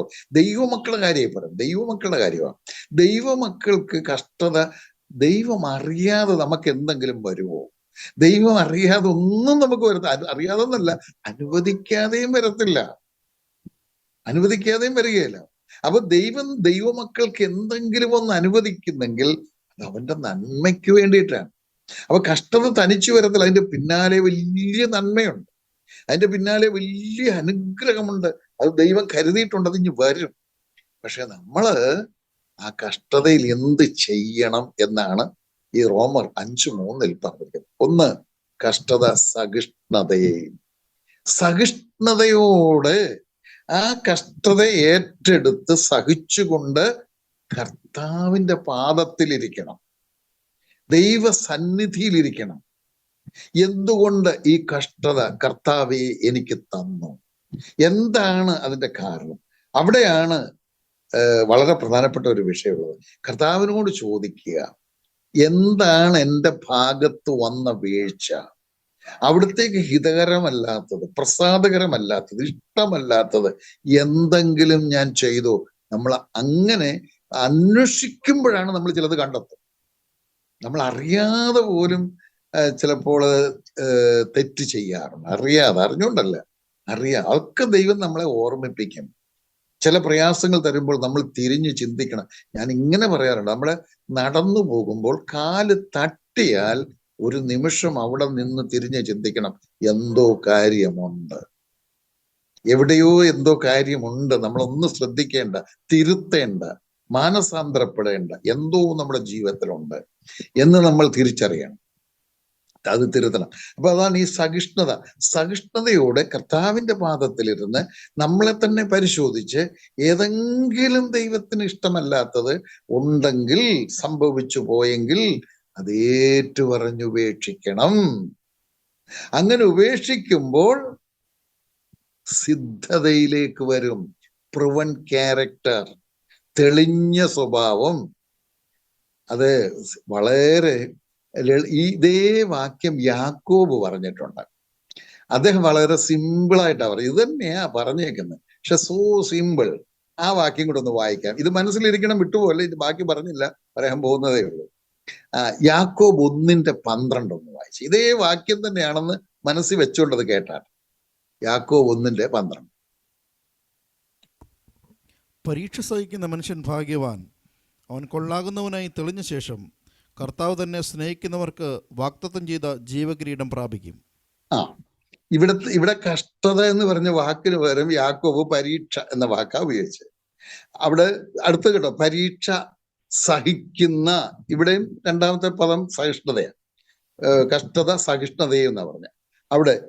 അവിടുത്തെ വാക്ക് പരീക്ഷ സഹിക്കുന്ന മനുഷ്യൻ ഭാഗ്യവാൻ എന്നാ പറഞ്ഞേക്കുന്നത്. ഏതാ ഈ ഭാഗ്യാവസ്ഥ? നമ്മുടെ ഭാഗത്ത് ഏതോ മിസ്റ്റേക്ക് ഉണ്ടായിരുന്നു, എന്തോ അത് നമ്മൾ തിരിഞ്ഞ് കണ്ടെത്തി കർത്താവിനോട്, കർത്താവെ ക്ഷമിക്കണം, എൻ്റെ ഭാഗത്ത് തെറ്റുപറ്റി, വാക്കിൽ, പ്രവൃത്തിയിൽ, നോട്ടത്തിൽ, ചിന്തയിൽ തെറ്റുപറ്റി, ക്ഷമിക്കണമേ എന്ന് പറഞ്ഞ് ഏറ്റുപറഞ്ഞ് അങ്ങ് ഉപേക്ഷിക്കുക. അപ്പോഴാണ് പ്രവൻ ക്യാരക്ടറിലേക്ക് നമ്മൾ വരുന്നത്, സിദ്ധതയിലേക്ക് നമ്മൾ വരുന്നത്, തെളിഞ്ഞ സ്വഭാവത്തിലേക്ക് വരുന്നത്, കൊള്ളാവുന്നവനായി തീരുന്നത് അപ്പോഴാണ്. അതാണ് ഇവിടെ പറഞ്ഞിരിക്കുന്നത്. സിദ്ധത പ്രത്യാശയും. അടുത്ത ചിന്ത, സിദ്ധതയിലേക്ക് നമ്മൾ വന്നു കഴിയുമ്പോൾ നമ്മുടെ ഹൃദയം തെളിഞ്ഞു, നമ്മുടെ അവിടെ എന്തൊക്കെ കറുപ്പായി ബ്ലാക്ക് ആയിട്ടുണ്ട് അതെല്ലാം പോയി കഴിഞ്ഞു. അപ്പോൾ നമ്മൾ മനസ്സിലാക്കുന്ന ഒരു കാര്യമുണ്ട്, ഇവിടെ ജീവിക്കുമ്പോൾ കഷ്ടതയും പ്രയാസവും ഈ ജീവിതകാലം മുഴുവനുണ്ട്. കാലിന്റെ വേദന പോയാൽ കൈയുടെ വേദന പോകുമ്പോൾ നടുവിന്റെ വേദന പോയാൽ തലവേദന, അത് തലവേദന പോയ കണ്ണിന്, ഇങ്ങനെ അത് മാറാതെ നമുക്കുണ്ട്, എല്ലാവർക്കും ഉണ്ട്. അതൊന്നും സമ്പൂർണമായി മാറിയില്ല. പക്ഷേ ഈ സിദ്ധതയിൽ നിന്ന് അടുത്ത പ്രത്യാശയിലേക്ക് വരുമ്പോൾ ഇതൊന്നുമില്ലാത്ത ഒരു നാളെ നമുക്കുണ്ട്. ഒന്നുമില്ലാത്ത ഒരു നാളെ നമുക്കുണ്ട്. നാളെ എന്ന് പറഞ്ഞാൽ അടുത്ത നിമിഷമല്ല, അതിനപ്പുറം. ഓർക്കണം, അടുത്ത നിമിഷത്തിലൊക്കെ പിന്നെയും പ്രശ്നങ്ങളാണ്. അത് നമ്മളിവിടെ, അതായത് ഇവിടെ എന്നുവരെ ജീവിക്കുമോ അത്രയും നാളും വിവിധങ്ങളായിട്ടുള്ള പ്രശ്നങ്ങളും പ്രതിസന്ധികളും ഉണ്ട്. അതിനപ്പുറത്ത് നമ്മുടെ ഹൃദയം പ്രത്യാശ കൊണ്ട് അങ്ങ് നിറയുകയാണ്. അത് നമ്മുടെ ഹൃദയം തെളിയുമ്പോഴേ ഉള്ളൂ. നമ്മുടെ ഹൃദയത്തിൽ എന്തെങ്കിലും കളങ്കം, കറുപ്പ് ഇരിക്കുന്നെങ്കിൽ നമ്മുടെ ഈ ഹൃദയം ശരിക്ക് പ്രകാശിക്കത്തില്ല.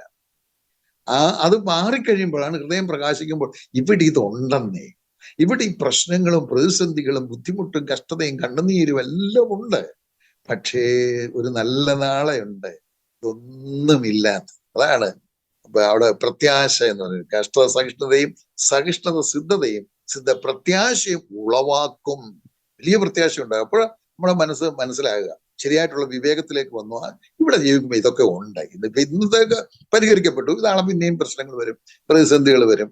ഇപ്പൊ നമ്മള് കഷ്ടത വരുന്നത് എല്ലാം നമ്മളെ കുറ്റം കൊണ്ടൊന്നും ചിന്തിക്കരുത്. അങ്ങനെ ഞാൻ പറഞ്ഞില്ല, അല്ലെ അങ്ങനെ അല്ല ഞാൻ ഉദ്ദേശിച്ചത്. അല്ലാതെ തന്നെ നമ്മളെ കുറെ കൂടെ കർത്താവിന് കൊള്ളാവുന്നവരാക്കി തീർക്കാൻ നമ്മള് യോഹന്നാന്റെ സുവിശേഷം 15-ാം അധ്യായം പഠിക്കുമ്പോൾ മനസ്സിലാക്കാൻ വേണ്ടി ഒന്ന് സൂചിപ്പിക്കുക. 15-ാം അധ്യായം പഠിക്കുമ്പോൾ അവിടെ 3 തരം കൊമ്പുകളെ പറ്റി പറയുന്നുണ്ട്. ഒന്ന് വസിക്കാത്ത കൊമ്പ് തീയിലിടും, രക്ഷിക്കപ്പെടാത്തവർ നരകത്തിൽ പോകും. പക്ഷെ വസിക്കുന്ന 2 കൊമ്പുണ്ട്, ഒന്ന് കായ്ക്കും ഒന്ന് കായ്ക്കാത്തതുമാണ്.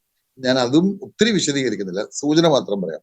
പക്ഷെ ഈ കായ്ക്കുന്ന കൊമ്പിനെ പ്രൂണിങ് നടത്തുന്നതായിട്ട് വായിക്കുന്നുണ്ട്, ചെത്തി വെടിപ്പാക്കുന്നതായിട്ട് വായിക്കുന്നുണ്ട്. കായ്ക്കുന്നതാ, കുറെ കൂടെ കായ്ക്കണം. അപ്പോ എല്ലാം നമ്മുടെ ഭാഗത്ത് എന്തെങ്കിലും മിസ്റ്റേക്ക് ഉണ്ടായിട്ട് കഷ്ടത വരുന്നു അല്ല ഞാൻ ഉദ്ദേശിച്ചു. അങ്ങനെയും വരും. അത് നമ്മൾ തിരിഞ്ഞു നോക്കുമ്പോൾ അറിയാം, വന്നോ വല്ല കുറ്റമുണ്ടോ. കുറ്റമുണ്ടല്ലോ, അത് ഏറ്റു പറഞ്ഞ് ഉപേക്ഷിച്ചു, നമ്മൾ കൊള്ളാവുന്നവരായി തീർന്നു, അല്ലെ സിദ്ധതയിലേക്ക് വന്നു. അതല്ലെങ്കിൽ കുറെ കൂടെ നമ്മൾ കർത്താവിനോട് അടുക്കാൻ, കർത്താവിനെ കുറെ കൂടെ സ്നേഹിക്കാൻ, കർത്താവിന് വേണ്ടി കുറെ കൂടെ അധ്വാനിക്കുവാൻ, കർത്താവിന്റെ സന്നിധിയിൽ സമർപ്പിക്കപ്പെടുവാൻ ഇടയാവണം. അതിനാണ് ചിലപ്പോൾ നമുക്ക് തരുന്നത്. അതാണ് പ്രൂണിങ് കൊണ്ട് നമ്മൾ മനസ്സിലാക്കുക. അധികം ഫലം കായ്ക്കണം, അതിനുവേണ്ടി ചിലപ്പോൾ ചില കഷ്ടതയിലൂടെ ദൈവം നമ്മളെ കടത്തി വിടും എന്നുള്ളതാണ്. അങ്ങനെ നമ്മൾ പ്രത്യാശ നമ്മുടെ ഹൃദയത്തിൽ നിറയുകയും നമ്മൾ സന്തോഷിക്കുകയും ചെയ്യും. ഇവിടെ ഇത്രയ്ക്ക് നാള് 70 അല്ലെ 80 കഴിഞ്ഞു. പിന്നത്തേത് 70 അല്ല 80 അല്ല 70,000 കോടിയല്ലേ 80,000 കോടിയില്ല. അതിനൊരു പരിധിയില്ലാത്ത കാലം കർത്താവിനോടുകൂടെ കഷ്ടതയില്ലാതെ കണ്ണുനീരില്ലാതെ ജീവിക്കാനായിട്ട് പോവുകയാണ് എന്ന് നമ്മൾ അതേ വാക്യം യാക്കോബിൽ വായിച്ചപ്പോൾ നമ്മൾ കണ്ടല്ലോ. കൊള്ളാവുന്നവരായി തെളിഞ്ഞ ശേഷം നമ്മൾ വായിക്കുന്ന ജീവകിരീടം പ്രാപിക്കും. കഷ്ടതയിലൂടെ കടന്നു പോകുമ്പോൾ അത് സഹിഷ്ണുതയോടെ അതിനെ നേരിടുന്നവർക്ക് വേണ്ടി ദൈവം വെച്ചിരിക്കുന്നതാണ്. അതിന് കൂടാതെ മരണപര്യന്തം വിശ്വസ്തരായിരിക്കുന്നവർക്കും കൂടെ ഉള്ളതാണ് ജീവകിരീടം. നമുക്ക് മുന്നോട്ട് പോകുമ്പോൾ നമ്മൾ അതൊക്കെ പഠിക്കും. അപ്പൊ ജീവകിരീടം വലിയൊരു കിരീടം, ഒരു പ്രതിഫലം പ്രാപിക്കാൻ കൂടെ നമ്മൾ ശക്തരായി തീരുമെന്നുള്ളതാണ്. ദൈവം നമ്മെ സഹായിക്കട്ടെ. അപ്പൊ കഷ്ടത നമ്മെ ശുദ്ധീകരിക്കാൻ, അധികം കൊള്ളാവുന്നവരാക്കി തീർക്കാനാണ്. ഞാൻ സാധാരണ ആ ഭാഗം പറയുമ്പോൾ പറയുന്ന ഒരു എക്സാമ്പിൾ ഉണ്ട്, അതുകൂടെ പറയാം. നമ്മൾ ഏറ്റവും ലളിതമായി പറയണം എന്നാണ് ഞാൻ ആഗ്രഹിക്കുന്നത്. അതുകൊണ്ടാണ് ഞാൻ സാധാരണ ഈ കഷ്ടത സഹിഷ്ണുതയും എന്നുള്ള ആ വാക്യം വിശദീകരിക്കാൻ പറയുന്ന ഒരു എക്സാമ്പിള്, ഞാൻ ഈ പ്രഷർ കുക്കറിന്റെ കാര്യം പറയാറ്. സാധാരണ അടുപ്പും പ്രഷർ കുക്കറും തമ്മിലുള്ള വ്യത്യാസം, സാധാരണ അടുപ്പിൽ നമ്മൾ തീ കത്തിച്ചാൽ പ്രഷർ അടിയിൽ നിന്ന് മാത്രമേ ഉള്ളൂ. പക്ഷെ പ്രഷർ കുക്കറിന്റെ പ്രത്യേകത എന്ന് പറയുന്നത് അടിയിലാണ് തീ കത്തിക്കുന്നത്, പക്ഷെ അടിയിൽ നിന്നും മുകളിൽ നിന്നും സൈഡിൽ നിന്നും എല്ലാം പ്രഷർ ഉണ്ടാകും. അപ്പോഴാണ് അതിനകത്ത് വെച്ചിരിക്കുന്ന വസ്തു അത് കൊള്ളാവുന്നതായിട്ട് മാറുന്നത്. നമുക്കറിയാം, നമ്മൾ കുറച്ച് മീറ്റ് വാങ്ങിച്ചുകൊണ്ട് പോകും. ആ മീറ്റ് കൊണ്ടുവന്ന് നോക്കിയപ്പോഴാണ് അത് മുറിച്ചൊക്കെ നോക്കിയപ്പോഴാണ് മനസ്സിലായത് കുറച്ച് ഹാർഡായിട്ടുള്ളതാണ്. അത് സാധാരണ അടുപ്പേ വെച്ച് കുക്ക് ചെയ്താൽ നമുക്ക് കഴിക്കാൻ പറ്റില്ല, ഹാർഡാണ്. അപ്പൊ നമ്മൾ അതിനെ എന്ത് ചെയ്യും, നേരെ പ്രഷർ കുക്കറിലേക്ക് വെക്കും, അടപ്പടച്ചിട്ട് തീ കൊടുക്കും. അപ്പോൾ 4 വശത്തുനിന്നും പ്രഷർ ഈ മീറ്റ് സഹിക്കുക. ഓർക്കുക, സഹിച്ചത് അവിടെ കിടക്കണം. പ്രഷർ കുക്കറിൽ ഇത് ഈ നാനാപരീക്ഷകൾ മേളിൽ നിന്നും താഴെ നിന്നും സൈഡിൽ നിന്നും എല്ലാമുള്ള പ്രഷർ സഹിച്ച് അതിനകത്ത് കിടക്കണം. അതിന് പകരം അത് അടപ്പും തെറിപ്പിച്ച് പുറത്തു പോയാൽ, സഹിഷ്ണുത ഇല്ലാതെ അത് പുറത്തു പോയാൽ വളരാത്തതായിട്ട് തന്നെ പോയി. എന്നാൽ അത് സഹിച്ചുകൊണ്ട് കിടന്നാലോ കുറച്ച് കഴിയുമ്പോൾ അത് നല്ല സോഫ്റ്റായിട്ട് വരും. നമുക്ക് കഴിക്കാൻ സന്തോഷമായി കഴിക്കത്തക്കവണ്ണമുള്ള നിരയിലേക്ക് അത് മാറ്റപ്പെടും. ഇതാണ് കഷ്ടതയിലൂടെ നമുക്ക് ലഭിക്കുന്നത്. അപ്പോൾ സഹിഷ്ണുത ഉണ്ടെങ്കിലേ ഇത് സാധിക്കുകയുള്ളൂ എന്നുള്ളതാണ്. ഓർക്കാം, കർത്താവ് പ്രതിസന്ധികൾ, പ്രശ്നങ്ങൾ, കഷ്ടതയൊക്കെ അനുവദിക്കും നമുക്ക്, ദൈവമക്കൾക്ക്. അതിന്റെ പിമ്പിൽ ദൈവത്തിന് വലിയ ഉദ്ദേശമുണ്ട്. ഒരിക്കലും കഷ്ടത, ദൈവമക്കൾക്ക് കഷ്ടത വെറുതെ വരത്തില്ല. ദൈവം അതിന്റെ പിമ്പിൽ വലിയ നന്മ, അനുഗ്രഹം കരുതി വെച്ചിട്ടാണ് നമുക്ക് ചില പ്രയാസങ്ങളെ, പ്രതിസന്ധികളിലൂടെ അനുവദിക്കുന്നത്. അവിടെ നമ്മൾ സഹിഷ്ണുതയോടെ ദൈവസന്നിധിയിൽ ഇരിക്കുകയും തിരിഞ്ഞു നോക്കുകയും തിരുത്താനുണ്ട് തിരുത്തുകയും, ഇല്ലെങ്കിൽ നമ്മൾ കുറെ കൂടെ നമ്മളെ തന്നെ സമർപ്പിക്കുകയും ചെയ്യുമ്പോൾ വലിയ അനുഗ്രഹം ഉണ്ടാകും. ദൈവം അതിന് നമ്മെ സഹായിക്കട്ടെ. ഇനി നമ്മൾ ഭൂമിയിൽ ജീവിക്കുമ്പോൾ നമ്മൾ അഭിമുഖീകരിക്കുന്ന രണ്ട് വലിയ പ്രതിസന്ധികൾ ഉണ്ട്. സഹിഷ്ണുത കാണിക്കേണ്ട രണ്ട് കാര്യങ്ങളാണ് പറയാൻ പോകുന്നത്. അതിൽ ഒന്ന് അപവാദങ്ങളാണ്, മറ്റൊന്ന് അപഹാരവുമാണ്. അപവാദവും അപഹാരവും നമ്മൾ ഭൂമി ജീവിക്കുമ്പോൾ നമ്മൾ ഫേസ് ചെയ്യേണ്ടി വരും. എല്ലാവരും ഫേസ് ചെയ്യേണ്ടി വരും. അപ്പൊ അപവാദം എന്ന് പറഞ്ഞാൽ നമുക്കറിയാമല്ലോ, നമ്മൾ ചെയ്യാത്ത കാര്യം ചെയ്തെന്ന് പറയുക, നമ്മൾ ചെയ്ത കാര്യം ചെയ്തില്ലെന്ന് പറയുക, അതെല്ലാം അപവാദമാണ്. അപ്പൊ ഇങ്ങനെ അപവാദങ്ങൾ നമ്മൾ ഫേസ് ചെയ്യേണ്ടി വരും. അത് നമ്മൾ സഹിക്കണം എന്നുള്ളതാണ്. ഞാനത് മുഖവര പറഞ്ഞ് വാക്യങ്ങൾ ഞാൻ വായിക്കുന്നുണ്ട്, വായിച്ച് നമുക്ക് വിശദീകരിക്കാം. അല്ലാതെ ഒരിക്കലും നമ്മൾ ആരെങ്കിലും നമുക്ക് നേരെ ഏതെങ്കിലും അപവാദമോ അങ്ങനെ അഴിച്ചു വിട്ടാൽ ഒരക്ഷരം തിരിച്ചു പറയല്ല. ഒരക്ഷരം പോലും നമ്മൾ തിരിച്ചു പറയാനായിട്ട് ബൈബിൾ അങ്ങനെയാ പഠിപ്പിക്കുന്നത്. ഞാൻ ഇത്രയും അങ്ങ് വിശദമായി പോയാൽ ചിലപ്പോൾ നമുക്ക് മുന്നോട്ട് പോകാനായിട്ട് പറ്റുകയില്ല. അതുകൊണ്ടാണ് ഞാനങ്ങ് പറഞ്ഞു പോകും, വാക്യം വായിക്കാതെ ആ ഭാഗം. 1 പത്രോസ് 2-ാം അധ്യായം 21, 22 വാക്യങ്ങൾ വായിക്കുമ്പോൾ കർത്താവിനെ പറ്റി അവിടെ പറയുന്നുണ്ട്. നമ്മൾ കർത്താവിനെ മാതൃകയാക്കണമെന്ന് പറഞ്ഞിട്ട് പറയാണ്. നമ്മൾ വായിക്കുന്ന അവിടെ ഇങ്ങനെയാണ്, അവിടെ വായിക്കുന്നത്, ശകാരിച്ചിട്ട് പകരം ശകാരിക്കാതെയും കഷ്ടം അനുഭവിച്ചിട്ട് ഭീഷണം പറയാതെയും സകലവും ന്യായമായി വിധിക്കുന്നവെങ്കിൽ കാര്യം ഭരമേൽപ്പിക്കുക അത്രേ ചെയ്ത്. കർത്താവിനെ പറ്റിയാ പറയുന്നത്. എന്നാൽ അതിന്റെ 21-ാം വാക്യത്തിന്റെ മധ്യഭാഗം നമ്മൾ വായിക്കുകയാണെങ്കിൽ, അതായത് 1 പത്രോസ് 2-ാം അധ്യായം 21-ാം വാക്യത്തിന്റെ മധ്യഭാഗം നമ്മൾ വായിക്കുമ്പോൾ അവിടെ കാണുന്നത്, നിങ്ങൾ അവന്റെ കാൽച്ചുവട് പിന്തുടരുവാൻ അവൻ ഒരു മാതൃക വെച്ചേച്ചു പോയി. നിങ്ങൾ ആ മാതൃകയാ പിന്തുടരേണ്ടത്, ആ കാൽച്ചുവടാ പിന്തുടരേണ്ടത്. എന്നിട്ട് പറയണവും പാപം ചെയ്തിട്ടില്ല, അവന്റെ വായിൽ വഞ്ചനയൊന്നും ഉണ്ടായിരുന്നില്ല, ശകാരിച്ചിട്ട് പകരം ശകാരിച്ചില്ല, കഷ്ടം അനുഭവിച്ചിട്ട് ഒരു ഭീഷണം പോലും പറഞ്ഞില്ല. ഈ സ്വഭാവം നമ്മിലേക്ക് വരണം. അത് ഈസി ആയിട്ടുള്ള കാര്യമല്ല. നമ്മള് കർത്താവിന്റെ ഗിരിപ്രഭാഷണങ്ങൾ എന്ന അനുഗ്രഹീതമായ ഒരു പഠനമുണ്ട്, മത്തായിയുടെ സുവിശേഷം 5, 6, 7 അധ്യായങ്ങളിൽ. അത് അതിമനോഹരമായ പഠനമാണ്. ഒരുപാട് കാര്യങ്ങൾ. വലത്തെ ചെകിട്ടത്തടിച്ചാൽ ഇടത്തേതൂടെ കാണിച്ചു കൊടുക്കണം. എളുപ്പമാണോ?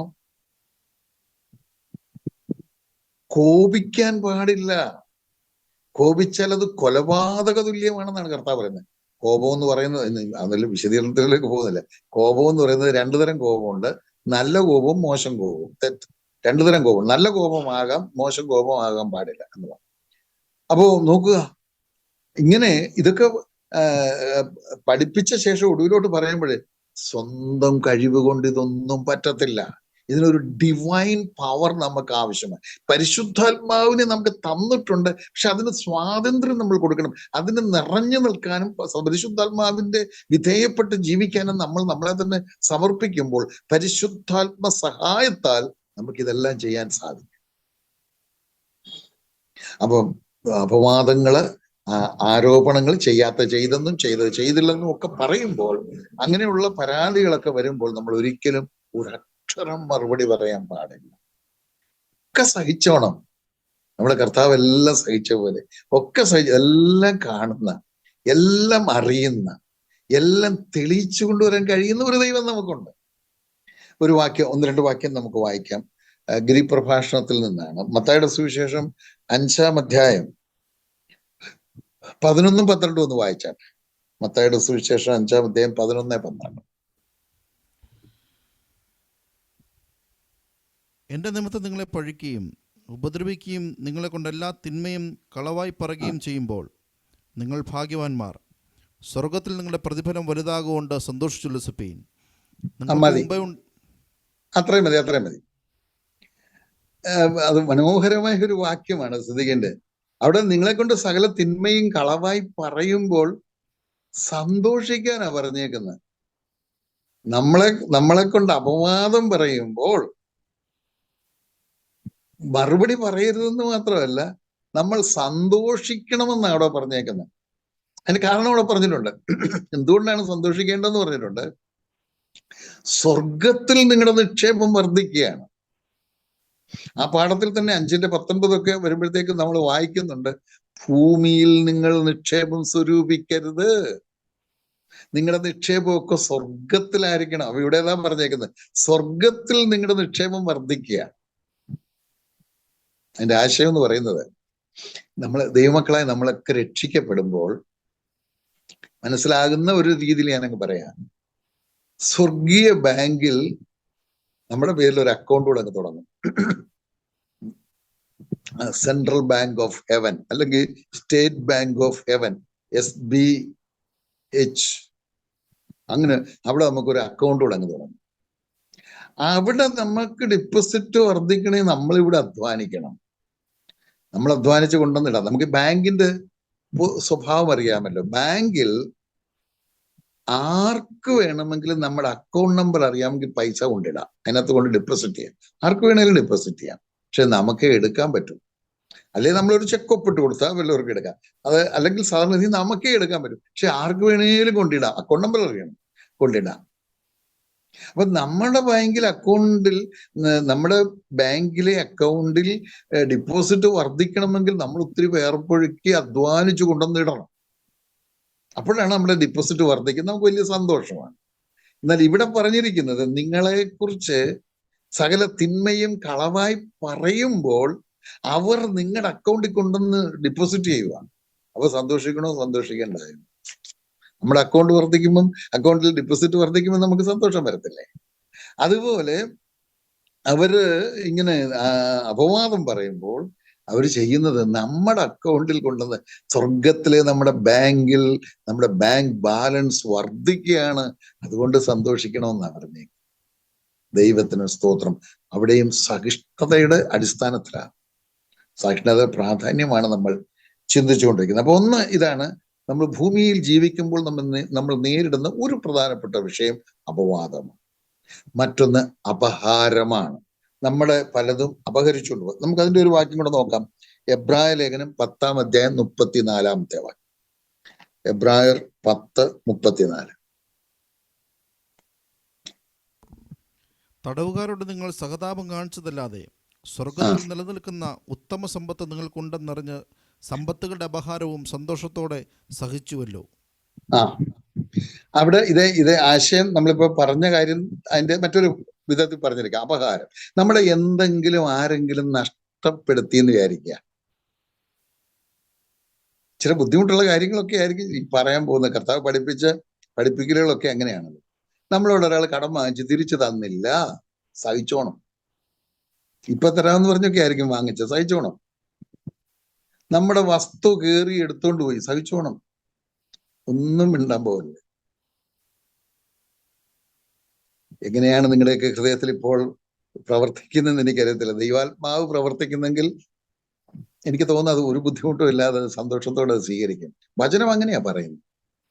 അപഹാരം സന്തോഷത്തോടെ സഹിച്ചെന്നാ വായിക്കുന്നത്. അപഹരിച്ചുകൊണ്ട് പോവാം. നമ്മുടെ വസ്തുവാകാം, പൈസയാകാം, സാധനങ്ങളാകാം, എന്തൊക്കെ അതൊക്കെ നമ്മളെ അപഹരിച്ചുകൊണ്ട് പോകുമ്പോൾ സന്തോഷിക്കാനാ പറഞ്ഞേക്കാം. അതിന്റെ കാരണം ഇത് തന്നെയാ.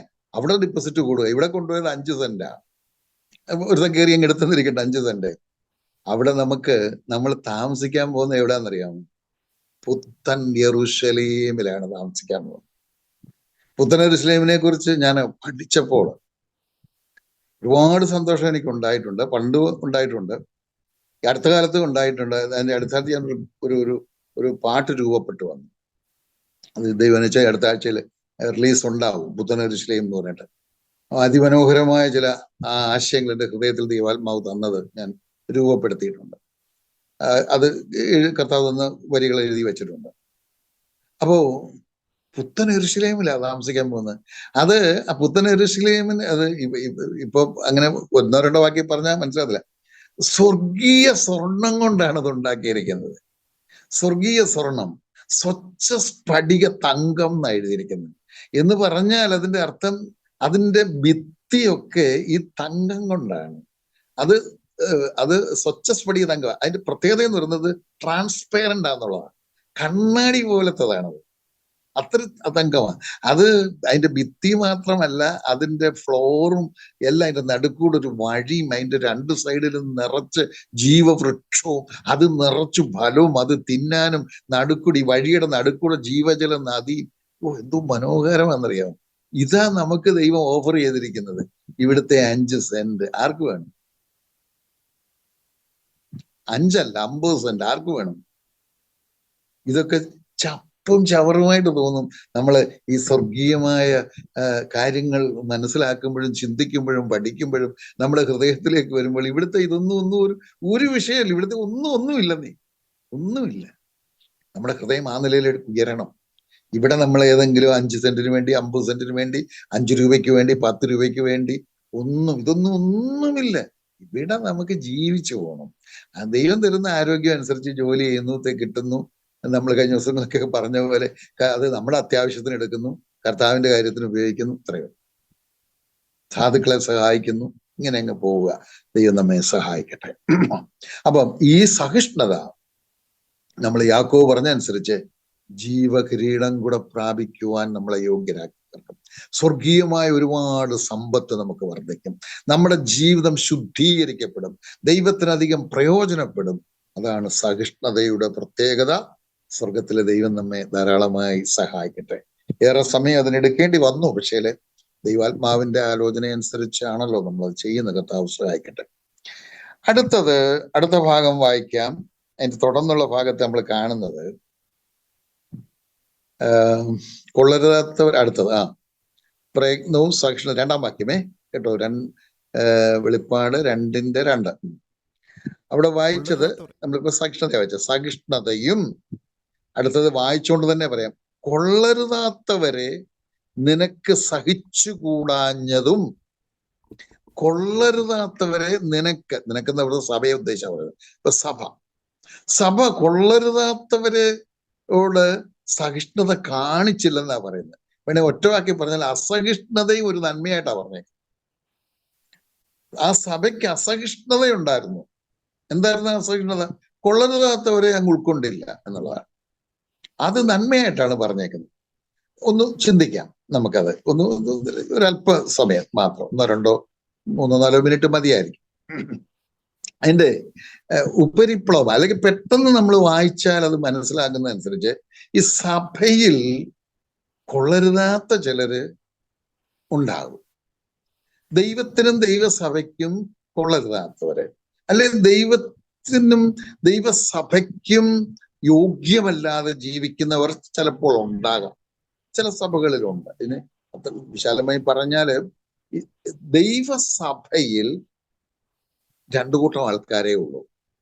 പക്ഷെ നമ്മുടെ സാധാരണ കൂടി വരവുകളിൽ 3 കൂട്ടം ആൾക്കാരുണ്ട്. ദൈവസഭയിൽ 2 കൂട്ടം എന്ന് പറഞ്ഞാല്, ദൈവസഭ എന്ന് പറഞ്ഞാൽ രക്ഷിക്കപ്പെട്ടവരുടെ കൂട്ടമാ നമുക്കറിയാം. അപ്പോസ്തലപ്രവൃത്തി 2:47 കർത്താവ് രക്ഷിക്കപ്പെടുന്നവരെ ദിനം പ്രതി സഭയോട് ചേർത്തുകൊണ്ടിരുന്നു. ആ സഭയിൽ രക്ഷിക്കപ്പെടുന്നവർ മാത്രമേ അതിനകത്തുള്ളൂ. പക്ഷെ രക്ഷിക്കപ്പെട്ടവരിൽ തന്നെ 2 കൂട്ടമുണ്ട്. ഒന്ന്, രക്ഷിക്കപ്പെട്ടെങ്കിലും രക്ഷിക്കപ്പെട്ട അനുഭവത്തിൽ ജീവിക്കാത്തവര്, ശരിയായ മാനസാന്തര അനുഭവത്തിൽ ജീവിക്കാത്തവർ. നമ്മള് ഒടുവിലത്തെ സഭയ്ക്കുള്ള ദൂത് പഠിക്കുമ്പോൾ അത് ഇച്ചിരി വിശാലമായി പഠിക്കും. അന്നേരം നമുക്കത് കൂടുതൽ നോക്കാം. അങ്ങനെ 2 കൂട്ടം ആൾക്കാർ, ശരിക്കും ആത്മീയരായി ജീവിക്കുന്നവർ, വചനാനുസരണം ജീവിക്കുന്നവര്. വചനാനുസരണം ജീവിക്കുക എന്ന് വെച്ചാൽ ആത്മനിറവിൻ ജീവിതം എന്നാണ് അതിന്റെ അർത്ഥം. ആത്മനിറവിൻ ജീവിതം എന്ന് പറഞ്ഞാൽ 100% വചനത്തിന് വില കൊടുത്ത് ജീവിക്കുക.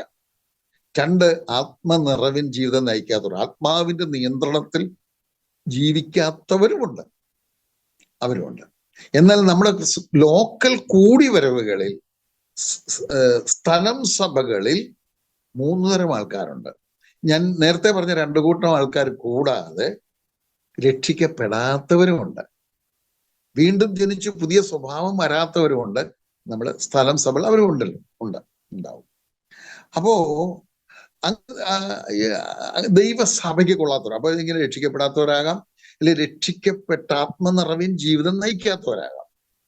അവരെ കുറിച്ച് പറഞ്ഞിരിക്കുക, അവര് ദൈവത്തിനും ദൈവസഭയ്ക്കും കൊള്ളരുതാത്തവർ. അവരെ നിങ്ങൾ സഹിച്ചില്ല എന്ന് പറഞ്ഞാൽ നമുക്ക് പെട്ടെന്ന് വായിച്ചാൽ തോന്നുന്നത് ഈ പുകഞ്ഞ കൊള്ളി പുറത്ത് എന്ന് പറയുന്ന പോലെ അങ്ങനെയുള്ളവരെ അങ്ങ് പുറത്താക്കുക എന്നുള്ളതാണ്. അങ്ങനെ നമുക്ക് തോന്നാം ആ ഭാഗം വായിക്കുമ്പോൾ.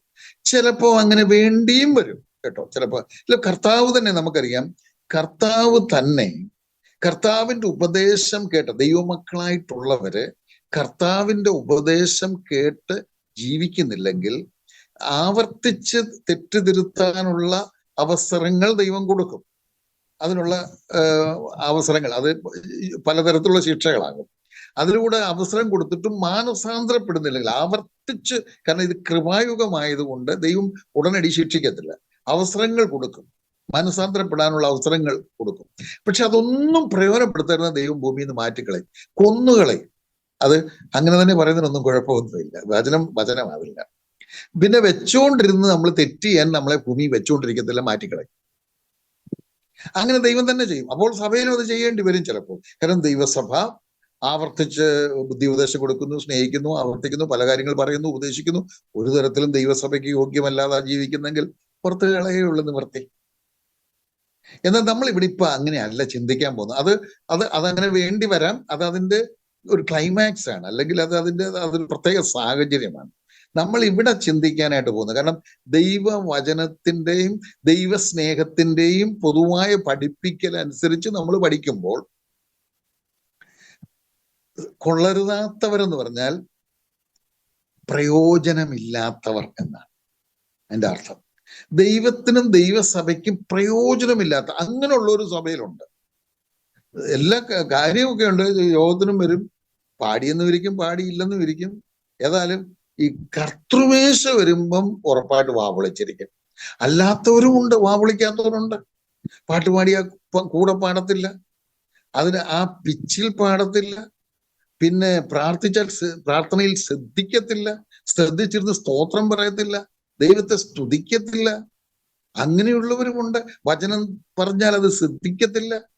ഞാൻ കഴിഞ്ഞ ദിവസം ഓർപ്പിച്ച പോലെ അനേക സ്ഥലങ്ങളിൽ ഈ സൂം മീറ്റിംഗ് ഒക്കെ നടക്കുമ്പോൾ സൂം ഓൺ ചെയ്ത് വെച്ചേച്ച് അവരുടെ കാര്യങ്ങൾ നോക്കാൻ അങ്ങ് പോകും. സൂം എല്ലാം ഓണായിരിക്കും, പാസ്റ്റർ ആയിരിക്കും എല്ലാവരും ഉണ്ടെന്ന്. അങ്ങനെയുള്ള സ്ഥലങ്ങൾ ഉണ്ടെന്ന് എനിക്കറിയാം. നിങ്ങളാരും അങ്ങനെ ചെയ്യത്തില്ലെന്ന് എനിക്കറിയാം, എനിക്കത് അറിയാം. പക്ഷെ അങ്ങനെയുള്ളവരൊക്കെ ഉണ്ട്. അപ്പോ അങ്ങനെയൊക്കെ ഉള്ളവരുണ്ട്. ദൈവത്തിനും ദൈവസഭയ്ക്കും പ്രയോജനമില്ലാത്തവർ. അവരോട് അസഹിഷ്ണുത കാണിച്ചു എന്ന് പറഞ്ഞാൽ അതിന്റെ അർത്ഥം അവരെ സ്നേഹിക്കുകയും അവരെ ബുദ്ധി ഉപദേശിക്കുകയും നമ്മളെ സാമീപ്യം കൊണ്ടും സ്നേഹം കൊണ്ടും ബുദ്ധി ഉപദേശം കൊണ്ടും കരുതൽ കൊണ്ടും അവരെ പ്രയോജനമുള്ളവരാക്കി തീർക്കുക. അതാണ് നമ്മൾ ഇവിടെ നിന്ന് പഠിക്കാനായിട്ട് ഉദ്ദേശിക്കുന്നത്. അല്ലാതെ കണ്ട് സഭയ്ക്ക് പ്രയോജനമില്ലാത്ത ഒരുവനാണ് അവനെ പുകഞ്ഞ കൊള്ളി എന്ന് പറഞ്ഞെടുത്ത് കളയുന്നതല്ല. അങ്ങനെ നമ്മൾ ചിന്തിക്കുന്നില്ല. അങ്ങനെ ഒരു സാധ്യത ഉണ്ടെന്ന് നമ്മൾ ചിന്തിച്ചു, അത് മറക്കണ്ട. അങ്ങനെ ഒരു സാധ്യത ഉണ്ട്. നിവൃത്തിയില്ലാതെ വരുമ്പോൾ അങ്ങനെ വേണ്ടി വരും. പക്ഷെ നമ്മൾ പ്രധാനമായിട്ട് ചിന്തിക്കുന്നത് അങ്ങനെയല്ല. അവരെ കൊള്ളാവുന്നവരാക്കി തീർക്കുക. കൊള്ളരുതാത്തവൻ അങ്ങനെ തന്നെ ഇരിക്കട്ടെ, ഒരിക്കലും അങ്ങനെ ചിന്തിക്കരുത്. ഇത് ഓർക്കുക, ഇത് പാസ്റ്ററുടെ മാത്രം ചുമതല അല്ലെന്നും കൂടെ ഓർക്കണം. പലയിടത്തും ഈ സഭകളിൽ പാസ്റ്ററെന്നോ എൽഡറെന്നോ ഒക്കെയുള്ള പല പേരുകൾ നമ്മൾ ഉപയോഗിക്കുമെന്ന് ഞാൻ പറഞ്ഞല്ലോ. മുന്നോട്ട് പോകുമ്പോൾ അത് ആവശ്യം വന്നാൽ അത് വിശദീകരിക്കാം. അപ്പോൾ പല സ്ഥലത്തും വിചാരിക്കുന്നത് അത് പാസ്റ്ററുടെ ചുമതലയല്ലേ. ഒരാള് പിന്മാറ്റത്തിൽ പോയി ദൈവ സഭയ്ക്ക് യോഗ്യമല്ലാതൊക്കെ ജീവിക്കുന്നു, പാസ്റ്റർ പോയി കാണട്ടെ, പാസ്റ്റർ പോയി ചെയ്യട്ടെ, പാസ്റ്റർ എല്ലാം ചെയ്തോട്ടെ. അങ്ങനെയല്ല, അത് നമുക്കെല്ലാം ഉത്തരവാദിത്തമുണ്ട്. അത് പാസ്റ്റർക്ക് തീർച്ചയായിട്ടും കൂടുതൽ ഉത്തരവാദിത്തമുണ്ട്. അത് വേറെ കാര്യം, അത് അദ്ദേഹത്തെ ദൈവം ഏൽപ്പിച്ചിരിക്കുന്ന അദ്ദേഹം ചെയ്തിരിക്കും.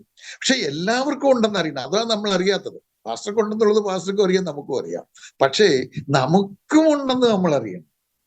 നമ്മുടെ സ്നേഹം, നമ്മുടെ സാമീപ്യം, നമ്മുടെ കരുതൽ, നമ്മുടെ ബുദ്ധി ഉപദേശം, നമ്മുടെ ആ നിലയിലുള്ള ഇടപെടലുകളൊക്കെ അവരെ കൊള്ളരുതാത്ത ആ സാഹചര്യത്തിൽ നിന്ന്, സ്വഭാവത്തിൽ നിന്ന് അവരെ മടക്കിക്കൊണ്ടുവന്ന് കൊള്ളാവുന്നവരാക്കി തീർക്കാൻ ഇടയായി തീരണം. ഇതാണ് അവിടെ പറഞ്ഞിരിക്കുന്നത്. അവിടെ അവരെ കുറിച്ച് പറഞ്ഞിരിക്കുന്നത് നിങ്ങളുടെ സഹിച്ചു കൂടാഞ്ഞത് ഒരു പ്രശംസയായിട്ട് പറഞ്ഞേക്കുവാ. കൊള്ളരുതാത്ത ചിലരുണ്ട്, പ്രയോജനമില്ലാത്തവർ. അവരങ്ങനെ ഇരുന്നോട്ടെ എന്ന് വിചാരിക്കാതെ അവരെ ഏത് വിധത്തിലെങ്കിലും യഥാസ്ഥാനപ്പെടുത്തുവാൻ, മടക്കിക്കൊണ്ടുവരുവാൻ നിങ്ങൾ അങ്ങേയറ്റം ശ്രമിക്കുന്നു എന്നുള്ള നല്ല ഒരു പ്രശംസാ വാക്ക് അവരെ കുറിച്ച് പറയണം. ഇത് നമ്മുടെ എല്ലാ ഉത്തരവാദിത്വമാണെന്ന് ഓർക്കണം. നമ്മൾ നേരത്തെ പറഞ്ഞ പോലെ എഫെസോസ് സഭയ്ക്കുള്ള ദൂതായിട്ട് അങ്ങ് വിട്ടുകളയല്ല, നമ്മുടെ സഭയ്ക്കുള്ളത് നമുക്കുള്ളതുമാണ്. എന്ന നിലയിൽ പഠിക്കണം. ഒരു ചെറിയ എക്സാമ്പിളൂടെ തിരുവെഴുത്തിൽ നിന്ന് കാണിച്ചിട്ട് നമുക്ക് അടുത്ത വിഷയത്തിലേക്ക് പോകാം. ഫിലമോന്റെ ലേഖനം 11-12 വാക്യം ഒന്ന് വായിക്കാം.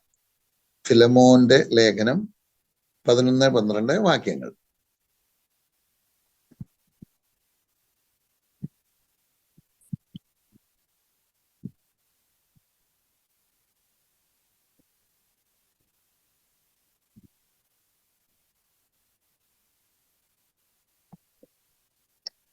അവൻ മുമ്പേ നിനക്ക് പ്രയോജനമില്ലാത്തവനായിരുന്നു, ഇപ്പോൾ നിനക്കും എനിക്കും നല്ല പ്രയോജനമുള്ളവൻ തന്നെ.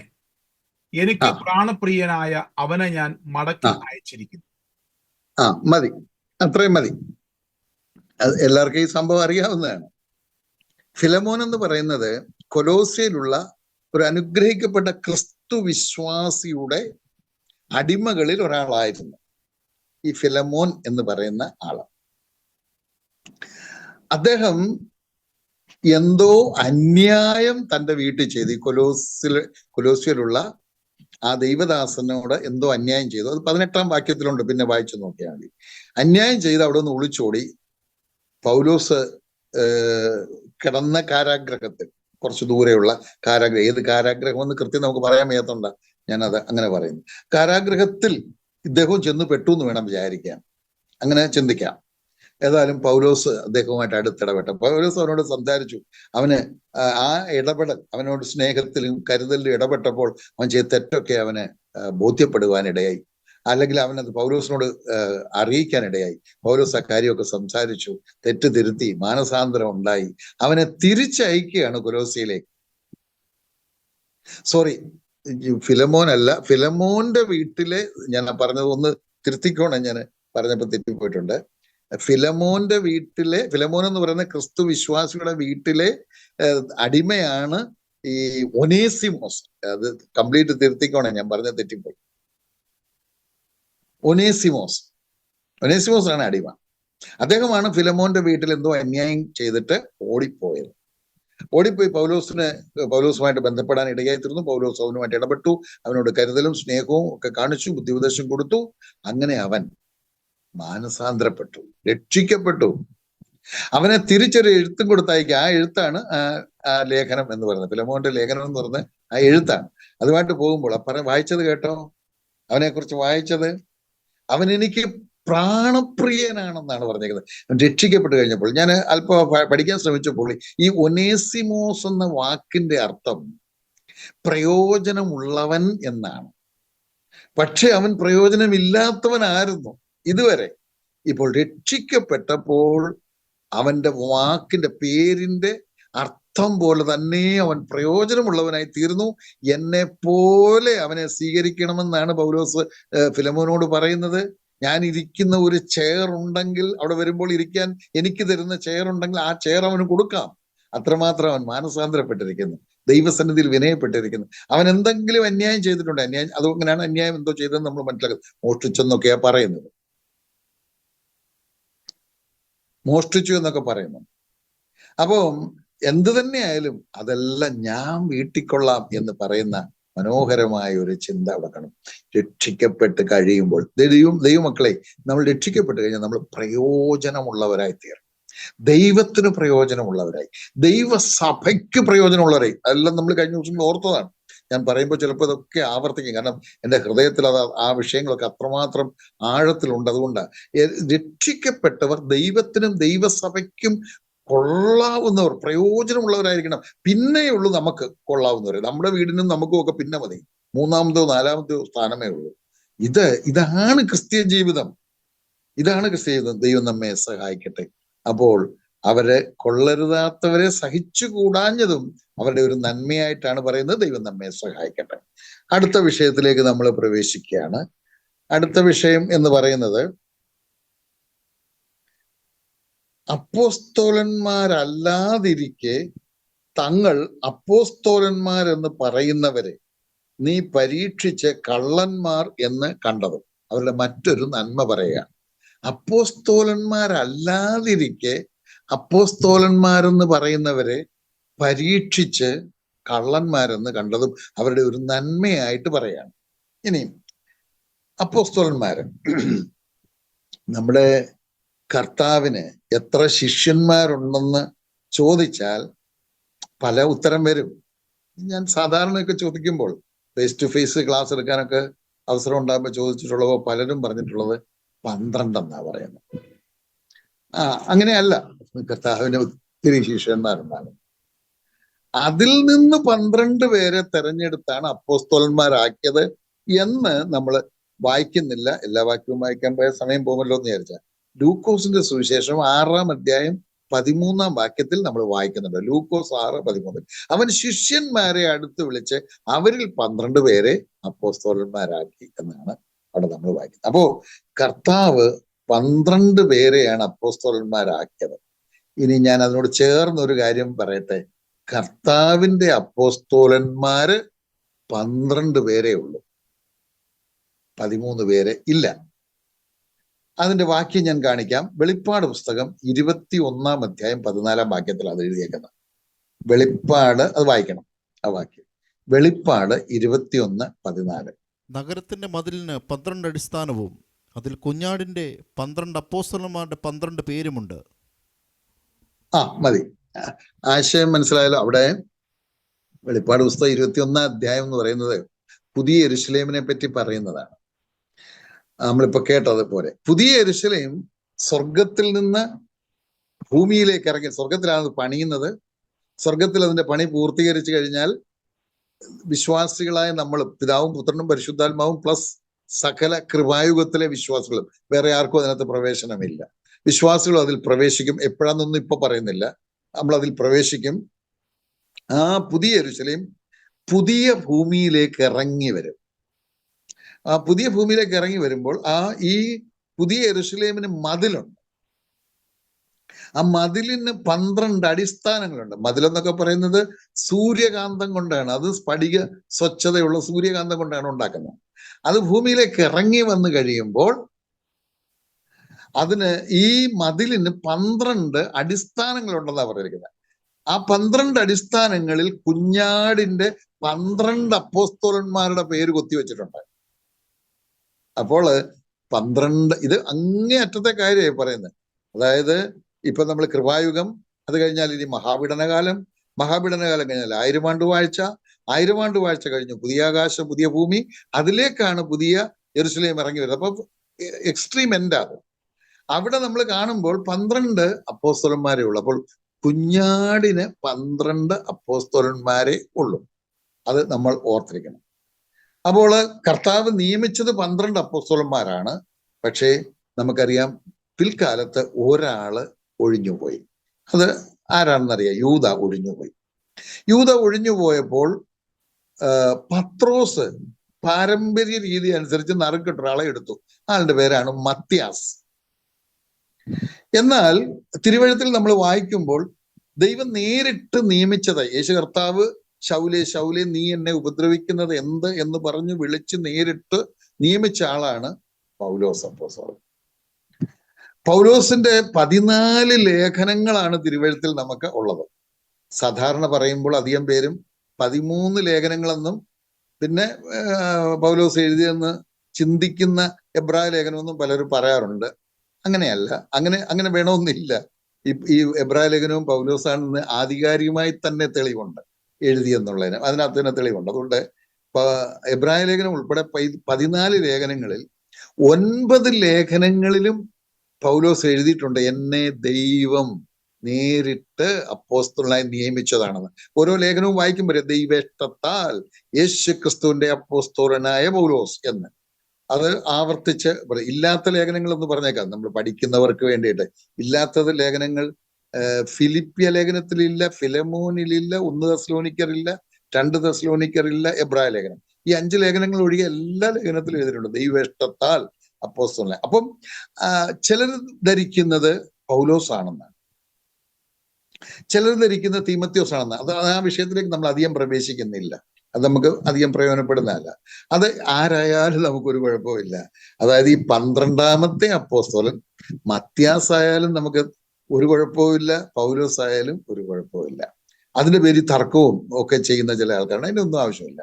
ആരുമാകട്ടെ, ആരായാലും നമുക്ക് സന്തോഷമേ ഉള്ളൂ. പക്ഷെ നമുക്കിനി വല്ല സംശയവും നിലവിലുണ്ടെങ്കിൽ നമ്മൾ സ്വർഗത്തിൽ ചെല്ലുമ്പോൾ, നമ്മൾ മധ്യാകാശത്തിൽ വന്ന് കർത്താവ് നമ്മളെ ചേർത്ത് പ്രതിഫലം തന്ന് നമ്മളെ സ്വർഗത്തിൽ കൊണ്ടുചെല്ലുമ്പോൾ ഇതിന്റെ പണി തീർന്നിട്ടാണ് കർത്താവ് വരുന്നത്. അതുകൊണ്ട് അവിടെ ചെല്ലുമ്പോൾ ഇതിന്റെ വട്ടവും നടന്ന് നോക്കിയാൽ മതി. കാരണം ഈ മതിലിന്റെ അടിസ്ഥാനത്തിൽ ഇവരുടെ പേരുണ്ടല്ലോ. അപ്പോൾ ആരുടെ പേരാണ് എഴുതിയേക്കുന്നത്, പൗലോസിന്റെ ആണോ മത്യാസിന്റെ ആണോ നമുക്ക് കറക്റ്റായിട്ട് അന്നേരം നോക്കി മനസ്സിലാക്കാനായിട്ട് സാധിക്കും. അന്നേരം തീർന്നാൽ മതി സംശയം. അതുവരെ അതങ്ങനെ തന്നെ കിടന്നുകൊണ്ട് കുഴപ്പമില്ല. അപ്പോൾ ഇങ്ങനെ കുഞ്ഞാടിന്റെ അപ്പോസ്തലന്മാർ 12 പേരാണ്. എന്നാൽ പുതിയ നിയമത്തിൽ ഈ 12 പേരല്ലാതെ പലരെയും അപ്പോസ്തലന്മാരെന്ന് പറഞ്ഞിട്ടുണ്ട്. തീമത്യോസിനെ അപ്പോസ്തലൻ എന്ന് പറഞ്ഞിട്ടുണ്ട്, അപ്പല്ലോസിനെ അപ്പോസ്തലൻ എന്ന് പറഞ്ഞിട്ടുണ്ട്, പിന്നെ സിൽവാനോസ് അഥവാ ശീലാസിനെ അപ്പോസ്തലൻ എന്ന് പറഞ്ഞിട്ടുണ്ട്, യാക്കോബിനെ അപ്പോസ്തലൻ എന്ന് പറഞ്ഞിട്ടുണ്ട്. അങ്ങനെ അത് ഏത് അർത്ഥത്തിലാണെന്ന് മനസ്സിലാക്കണം. നമ്മൾ ചിന്തിച്ചല്ലോ, കുഞ്ഞാടിന്റെ അപ്പോസ്തലന്മാർ 12 ഉള്ളൂ. അത് കർത്താവ് ശിഷ്യന്മാരെ വിളിച്ച് 12 പേരെ ആക്കി, അതിലൊരാൾ പോയിട്ട് 11 പേരെ, പിന്നെ മത്യാസോ പൗലോസോ അതാരും ആയാലും അങ്ങനെ ആ 12 പേര് മാത്രമേ കുഞ്ഞാടിന്റെ അപ്പോസ്തലന്മാരെന്ന പേരിൽ ഉള്ളൂ. എന്നാൽ ഈ അപ്പോസ്തലൻ എന്ന വാക്കിന്റെ അർത്ഥം അയക്കപ്പെട്ടവൻ എന്നാണല്ലോ, അയക്കപ്പെട്ടവരെന്നാണല്ലോ. ആ അർത്ഥത്തിൽ വേറെയും ചിലരെ കുറിച്ച് പറഞ്ഞിട്ടുണ്ട്. അതാരാണ്? അത് ഞാൻ ഓർപ്പിച്ചുള്ള തീമത്യോസ് ഉണ്ട്, ശീലാസ് ഉണ്ട്, അപ്പല്ലോസ് ഉണ്ട്, യാക്കോബുണ്ട്. ആ വാക്യങ്ങൾ ഞാൻ 1-2 വാക്യങ്ങൾ വേണമെങ്കിൽ പറയാം, കാരണം പഠിക്കുന്നവരും കുറിച്ചെടുക്കുന്നവരും ഉണ്ടെങ്കിൽ അവർക്ക് വേണ്ടിയിട്ട്. അപ്പോസ്തലപ്രവൃത്തി 14:14 ബർന്നബാസിനെ അപ്പോസ്തലൻ എന്ന് പറഞ്ഞിട്ടുണ്ട്. 1 തെസ്സലോനിക്കർ 2:6 വായിക്കുമ്പോൾ ഞങ്ങളെന്നൊരു പ്രയോഗമുണ്ട്. ഞങ്ങൾ ആരാണെന്ന് അറിയണമെങ്കിൽ അതിന്റെ ആദ്യത്തെ 1-2 വാക്യങ്ങൾ വായിക്കണം. അത് സിൽവാനോസും തീമത്യോസും പൗലോസും ഒക്കെ ഉദ്ദേശിച്ച. 1 കൊരിന്ത്യർ 4:9 അപ്പല്ലോസിനെ അപ്പോസ്തലൻ എന്ന് പറഞ്ഞിട്ടുണ്ട്. അതെല്ലാം ഓർക്കണം, അയക്കപ്പെട്ടവൻ എന്ന അർത്ഥത്തിലുള്ള അപ്പോസ്തലനാണ്, അല്ലാതെ കുഞ്ഞാടിന്റെ അപ്പോസ്തലൻ എന്ന പദവിയിൽ വരുന്നവരല്ല. അത് 12 പേരേ ഉള്ളൂ എന്ന് നമ്മൾ മനസ്സിലാക്കിയത് പുതിയ യെരൂശലേമിന്റെ മതിലിന്റെ അടിസ്ഥാനത്തിൽ കുഞ്ഞാടിന്റെ 12 അപ്പോസ്തലന്മാരുടെ പേര് ഉണ്ട്. അപ്പൊ 12 ഉള്ളൂ എന്ന് മനസ്സിലാക്കുക. അപ്പൊ ഇനി നമ്മൾ മനസ്സിലാക്കേണ്ടത് എന്താ, ഇവിടെ പറഞ്ഞ എന്താ, അപ്പോസ്തലന്മാര് അല്ലാത്തവരെ നമ്മൾ പരീക്ഷിച്ചറിയണം. അഥവാ അപ്പോസ്തലന്മാരെന്ന് പറഞ്ഞാൽ അയക്കപ്പെട്ടവർ. ദൈവം അയച്ചവരുമുണ്ട്, ദൈവം അയക്കാത്തവരുമുണ്ട്. ഇന്ന് നമ്മുടെ ഒക്കെ മധ്യേ ദൈവം നിയമിച്ചാക്കിയ അപ്പോസ്തലന്മാർ അല്ലെങ്കിൽ അയക്കപ്പെട്ട ദൈവ ആത്മീയ ശുശ്രൂഷകരുമുണ്ട്, അയക്കപ്പെടാത്തവരുണ്ട്. അത് അയക്കപ്പെട്ടവനെന്ന നിലയിൽ അത് അപ്പോസ്തലന്മാരാകാം, സുവിശേഷകന്മാരാകാം, ഒക്കെ ആകാം, ആര് വേണേലും ആകാം. ദൈവം അയച്ചവരും അയക്കാത്തവരും നമ്മുടെ മധ്യേ ഉണ്ടെന്ന് നമ്മൾ അറിയണം. അവരെ നമ്മൾ തിരിച്ചറിയണമെന്നും തിരുവെഴുത്ത് പഠിപ്പിക്കുന്നുണ്ട്. നമുക്കൊരു വാക്യം നോക്കാം. 1 യോഹന്നാൻ 4:1 വായിച്ചാട്ടെ. 1 യോഹന്നാൻ 4:1. പ്രിയമുള്ളവരെ, കള്ളപ്രവാചകന്മാർ പലരും ലോകത്തിലേക്ക് പുറപ്പെട്ടിരിക്കയാൽ ഏതാത്മാവിനെയും വിശ്വസിക്കാതെ ആത്മാക്കൾ ദൈവത്തിൽ നിന്നുള്ളവയൊന്ന് ശോധന ചെയ്യുവീൻ. അവിടെ കള്ളപ്രവാചകന്മാരെന്നൊരു പേരാണ് പറഞ്ഞിരിക്കുന്നത്. പക്ഷെ അതിനെ തുടർന്ന് പറഞ്ഞിരിക്കുന്ന ആ ഭാഗം നോക്കിയാൽ അറിയാം, ഏതാത്മാവും ദൈവത്തിൽ നിന്നുള്ളവയെന്ന് അറിയണം. ദൈവം അയച്ചവരാണോ? അത് പ്രവാചകന്മാരെന്ന് പറഞ്ഞു വരുന്നവരായാലും കൊള്ളാം, ഉപദേശി എന്ന് പറഞ്ഞു വരുന്നവരായാലും കൊള്ളാം, ഇവാഞ്ചലിസ്റ്റ് എന്ന് പറഞ്ഞു വരുന്നവരായാലും കൊള്ളാം, പാസ്റ്റർ എന്ന് പറഞ്ഞു വരുന്നവരായാലും കൊള്ളാം, അവർ ദൈവം അയച്ചവരാണോ അല്ലയോ എന്ന് നമ്മൾ തിരിച്ചറിയണമെന്ന് ദൈവം ആഗ്രഹിക്കുന്നുണ്ട്. അല്ലാതെ ഏത് ആത്മാവിനെയും ആര് വന്ന് ഞാൻ ദൈവം അയച്ചിട്ട് വന്നാന്നും പറഞ്ഞ് വരുന്നവരെ എല്ലാം സ്വീകരിക്കാൻ വേദപുസ്തകം അനുവദിക്കുന്നില്ല. അത് നമ്മൾ അറിയണം. അവരെ നമ്മൾ തിരിച്ചറിയണം. എങ്ങനെ തിരിച്ചറിയാൻ പറ്റും? തിരിച്ചറിയാൻ പല മാർഗങ്ങളുണ്ട്. ഒന്നാമത്തെ മാർഗം എന്ന് പറയുന്നത്, നമ്മൾ ദൈവവുമായിട്ടുള്ള ബന്ധം എത്രമാത്രം നമുക്കുണ്ടോ അതിന്റെ അടിസ്ഥാനത്തിൽ നമുക്ക് തന്നെ ദൈവിക വെളിച്ചം ലഭിക്കും. നമുക്ക് വെളിച്ചം ലഭിക്കാതെ പോകുന്ന പലപ്പോഴും നമ്മൾ ദൈവവുമായിട്ട് കുറച്ച് അകന്ന് നിൽക്കുന്നത് കൊണ്ടാണ്. ശരിയായിട്ടുള്ള ദൈവിക ആലോചന നമ്മുടെ ഹൃദയത്തിലേക്ക് ലഭിക്കാതെ പോകും. അങ്ങനെ വന്നാൽ അടുത്ത് നിൽക്കുകയാണത് മനസ്സിലാവും. പിന്നെ കർത്താവ് തന്നെ ഗിരിപ്രഭാഷണത്തിൽ പറഞ്ഞിട്ടുള്ള ഒരു ആലോചനയുണ്ട്. നമുക്ക് അതൊന്ന് നോക്കാം. അത് നോക്കുമ്പോൾ കുറച്ചുകൂടെ എളുപ്പം മനസ്സിലാവും. മത്തായിയുടെ സുവിശേഷം 7-ാം അധ്യായം 15-ാമത്തെ വാക്യം ഒന്ന് വായിക്കും. മത്തായി 7:15. കള്ളപ്രവാചകന്മാരെ സൂക്ഷിച്ചുകൊള്ളുവീൻ. അവർ ആടുകളുടെ വേഷം പൂണ്ട് നിങ്ങളുടെ അടുക്കൽ വരുന്നു, അകമയോ കടിച്ചു കീറുന്ന ചെന്നായ്ക്കളാകുന്നു. മതി, അത്രയും മതി. പിന്നെയും ഒന്ന് ചില വാക്യം കൂടെ താഴത്തേത് ഓർക്കുന്നത് നല്ലത്. പിന്നെ ഞാൻ ആവശ്യം വന്നാൽ ഓർപ്പിക്കാം. എന്താ അവിടെ പറഞ്ഞെന്ന് മനസ്സിലായോ? അവിടെ കള്ളപ്രവാചകന്മാരെ പറ്റിയാ പറഞ്ഞ, വ്യാജന്മാരെന്നുള്ള അർത്ഥത്തിലാണ് അവിടെ പറഞ്ഞത്. അത് പ്രവാചകന്മാരായാലും കൊള്ളാം, അപ്പോസ്തലനായാലും കൊള്ളാം, ഉപദേശിയായാലും കൊള്ളാം, ആരായാലും. വ്യാജന്മാരെ എങ്ങനെ തിരിച്ചറിയാമെന്നാണ് കർത്താവ് തന്നെ അവിടെ പറഞ്ഞേക്കുന്നത്. അവര് വേഷം കൊണ്ട് നമുക്ക് മനസ്സിലാകത്തില്ല. അതാണ് ആടുകളുടെ വേഷം പൂണ്ടാ വരുന്നത്. വേഷം കൊണ്ടോ ഭാഷ കൊണ്ടോ മനസ്സിലാകത്തില്ല എന്ന് മാത്രമല്ല, നമുക്ക് മനസ്സിലാകാത്ത നിലയിലാണ് അവരെ അഭിനയിക്കുന്നത്. നല്ല ഇമ്പമായി സംസാരിക്കും, നമുക്കിഷ്ടമുള്ളതുപോലെ പ്രസംഗിക്കും, നമ്മളെ സന്തോഷിപ്പിക്കത്തക്കവണ്ണമുള്ള പ്രസംഗങ്ങൾ ഉണ്ടാകും, നല്ല സ്മൈലിംഗ് ഉണ്ടാകും, തുടങ്ങിയുള്ള ഒരുപാട് കാര്യങ്ങൾ നമ്മൾ അട്രാക്ട് ചെയ്യത്തക്കൊണ്ട് പലതും കാണുമല്ലോ. അതായിക്കോട്ടെ, അത് ദേവദാസന്മാർക്കൊക്കെ അത് നല്ലതാണ്. അങ്ങനെ വേണം. ഇമ്പമായിട്ട് സംസാരിക്കുകയും സ്നേഹമായി സംസാരിക്കുകയും അട്രാക്റ്റീവായി സംസാരിക്കുകയൊക്കെ ചെയ്യുന്ന നല്ല കാര്യമാണ്. പക്ഷേ അടുത്ത് പറഞ്ഞിരിക്കുന്നതാണ്, ഉള്ളിലിരിപ്പ് എന്തുവാ?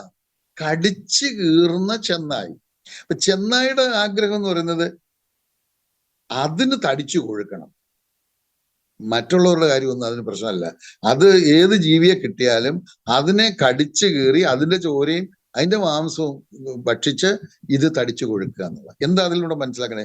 ഞാനത് ലളിതമായിട്ട് ഇങ്ങനെ പറയാം, മനസ്സിലാകത്ത. ആത്മീയ ശുശ്രൂഷയിൽ വരുന്നവർ അവർ ലക്ഷ്യം വെക്കുന്നത് പണവും പ്രശസ്തിയുമാണെങ്കിൽ അവരെ ദൈവം അയച്ചതല്ല. അവരെ ദൈവം അയച്ച അവർക്ക് ജീവിക്കാൻ പണം വേണ്ടേ? അവർക്ക് ജീവിക്കണമല്ലോ, പണം വേണം, സാമ്പത്തികമൊക്കെ ഉണ്ടെങ്കിൽ ജീവിക്കാൻ പറ്റും. അത് അയച്ചവൻ അറിയത്തില്ലയോ? ഇനി അയച്ചോ പട്ടിണി കിടക്കണമെങ്കിൽ പട്ടിണി കിടക്കണം. എന്താ കുഴപ്പം? ഒരു കുഴപ്പവും ഇല്ല. നമ്മൾ ചിന്തിച്ചല്ലോ, അയച്ചവന് നമ്മളെ പോറ്റാൻ കഴിയുന്നവനാ. അത് നമ്മുടെ ലക്ഷ്യം അതായിരിക്കാൻ പാടില്ല. അത് ആ ദൈവദാസന്മാര് ഹൃദയപൂർവ്വം ഓർക്കേണ്ട ഒരു ഇത്, എനിക്ക് പണസമ്പാദനമോ, എനിക്ക് ആർഭാട ജീവിതം, എനിക്ക് അലങ്കാര ജീവിതം, ഇതൊന്നും എനിക്ക് പാടില്ല. അതിനല്ല എന്നെ അയച്ചിരിക്കുന്നത്. ഇതാണ് കടിച്ചു കീറുന്ന ചെന്നായാണ്. ചെന്നായിക്ക് അതിന്റെ വിശപ്പടങ്ങണം, അതിന് തടിച്ചു കൊടുക്കണമെന്നേ ഉള്ളൂ. അതിന്റെ മുന്നിൽ പെടുന്ന ജീവിയെക്കുറിച്ച് യാതൊരു വീണ്ടും വിചാരവുമില്ല. അതിനെക്കുറിച്ച് ഇല്ലാതാക്കിക്കൊണ്ടാണ്. നമ്മളെക്കുറിച്ച് എന്താ ദൈവം ഉദ്ദേശിച്ചിരിക്കുന്നത്? ഗിരിപ്രഭാഷണത്തിൽ പറഞ്ഞിരിക്കുന്ന 1-2 കാര്യങ്ങൾ ഞാൻ ഓർപ്പിക്കാം. ഒന്ന്, നിങ്ങൾ ഭൂമിയുടെ ഉപ്പാകുന്നു എന്നാ പറഞ്ഞിരിക്കുന്നത്. നിങ്ങളെ ലോകത്തിൽ ഉപ്പാക്കി വെച്ചിരിക്കുക. ഉപ്പ് എന്താ ചെയ്യുന്നത്? എല്ലാവരും ഒന്ന് ചിന്തിച്ചേ. ഉപ്പ് തടിച്ചു കൊഴുക്കുകയാണോ ചെയ്യുന്നത്? ഉപ്പില്ലാതായിക്കൊണ്ട് മറ്റുള്ളവർക്ക് രുചി പകരുവാണ് ചെയ്യുന്നത്. ഒത്തിരിയും ഉപ്പിന്റെ കാര്യങ്ങളുണ്ട്, പറയാൻ പറ്റുന്നുണ്ട്. ഒറ്റ ഒരു കാര്യം ഇപ്പം ഞാൻ പറയുന്നുള്ളൂ. അത് ഉപ്പ് ചെയ്യുന്നത് എന്താണ്? ഉപ്പ് തടിച്ചു കൊഴുക്കുകയാണോ ചെയ്യുന്നത്, അതോ ഉപ്പില്ലാതായി മറ്റുള്ളവർക്ക് രുചി പകരുകയാണ്? മറ്റുള്ളവർക്ക് വേണ്ടി രുചി വേറെ ലക്ഷ്യമൊന്നും. ഞാനങ്ങ് ഇല്ലാതായിക്കോട്ടെ, ഞാൻ ഇല്ലാതായിക്കൊള്ളട്ടെ, എൻ്റെ ആരോഗ്യം പോകട്ടെ, എൻ്റെ കഴിവ്, എൻ്റെ സമ്പത്ത്, എൻ്റെ വീടും, എൻ്റെ വാഹനവും, എൻ്റെ എല്ലാം കർത്താവിന്. ഇതെല്ലാം എവിടും തന്നതാ? കർത്താവ് തന്നതല്ലേ. എനിക്കിതിന് വല്ലതും അർഹതയുണ്ടോ? എനിക്ക് വല്ലതും യോഗ്യത? അതെല്ലാം കർത്താവിന്റെ മഹത്വത്തിനായിട്ട് അങ്ങ് ഉപയോഗിക്കുക. അതാണ് ഒന്ന് ലക്ഷ്യം. എന്തെന്ന് മനസ്സിലാകുക. 2 കാര്യം കർത്താവ് അവിടെ പറയുന്നുണ്ട് ആ ഭാഗത്ത്.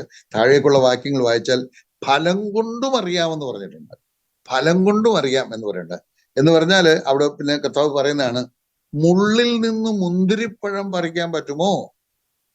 എന്ന് പറഞ്ഞാൽ ഈ ദൈവം അയക്കാത്ത ശുശ്രൂഷകന്മാർ, അത് അപ്പോസ്തലനായാലും പ്രവാചകനായാലും ഉപദേശിയായാലും ആരായാലും അവരൊക്കെ മുള്ളുകളാണ്. എന്ന് പറഞ്ഞാൽ അവരാഗ്രഹിക്കുന്ന കാര്യം നടന്നില്ലെങ്കിൽ അവർ മുള്ളുപോലെ നമ്മളെ മുറിപ്പെടുത്തും. അങ്ങനെ ചെയ്തു കളയും. ഇല്ലെങ്കിൽ അവര് സന്തോഷിപ്പിക്കണമെങ്കിൽ അതിന് പിന്നെ അവരാഗ്രഹിക്കുന്ന പോലെ നമ്മൾ പണവും പ്രശസ്തിയൊക്കെ കൊടുത്തുകൊണ്ടിരിക്കും. അടുത്തത് ഞെരിഞ്ഞിലിൽ നിന്ന് അത്തിപ്പഴം പറിക്കുമോ.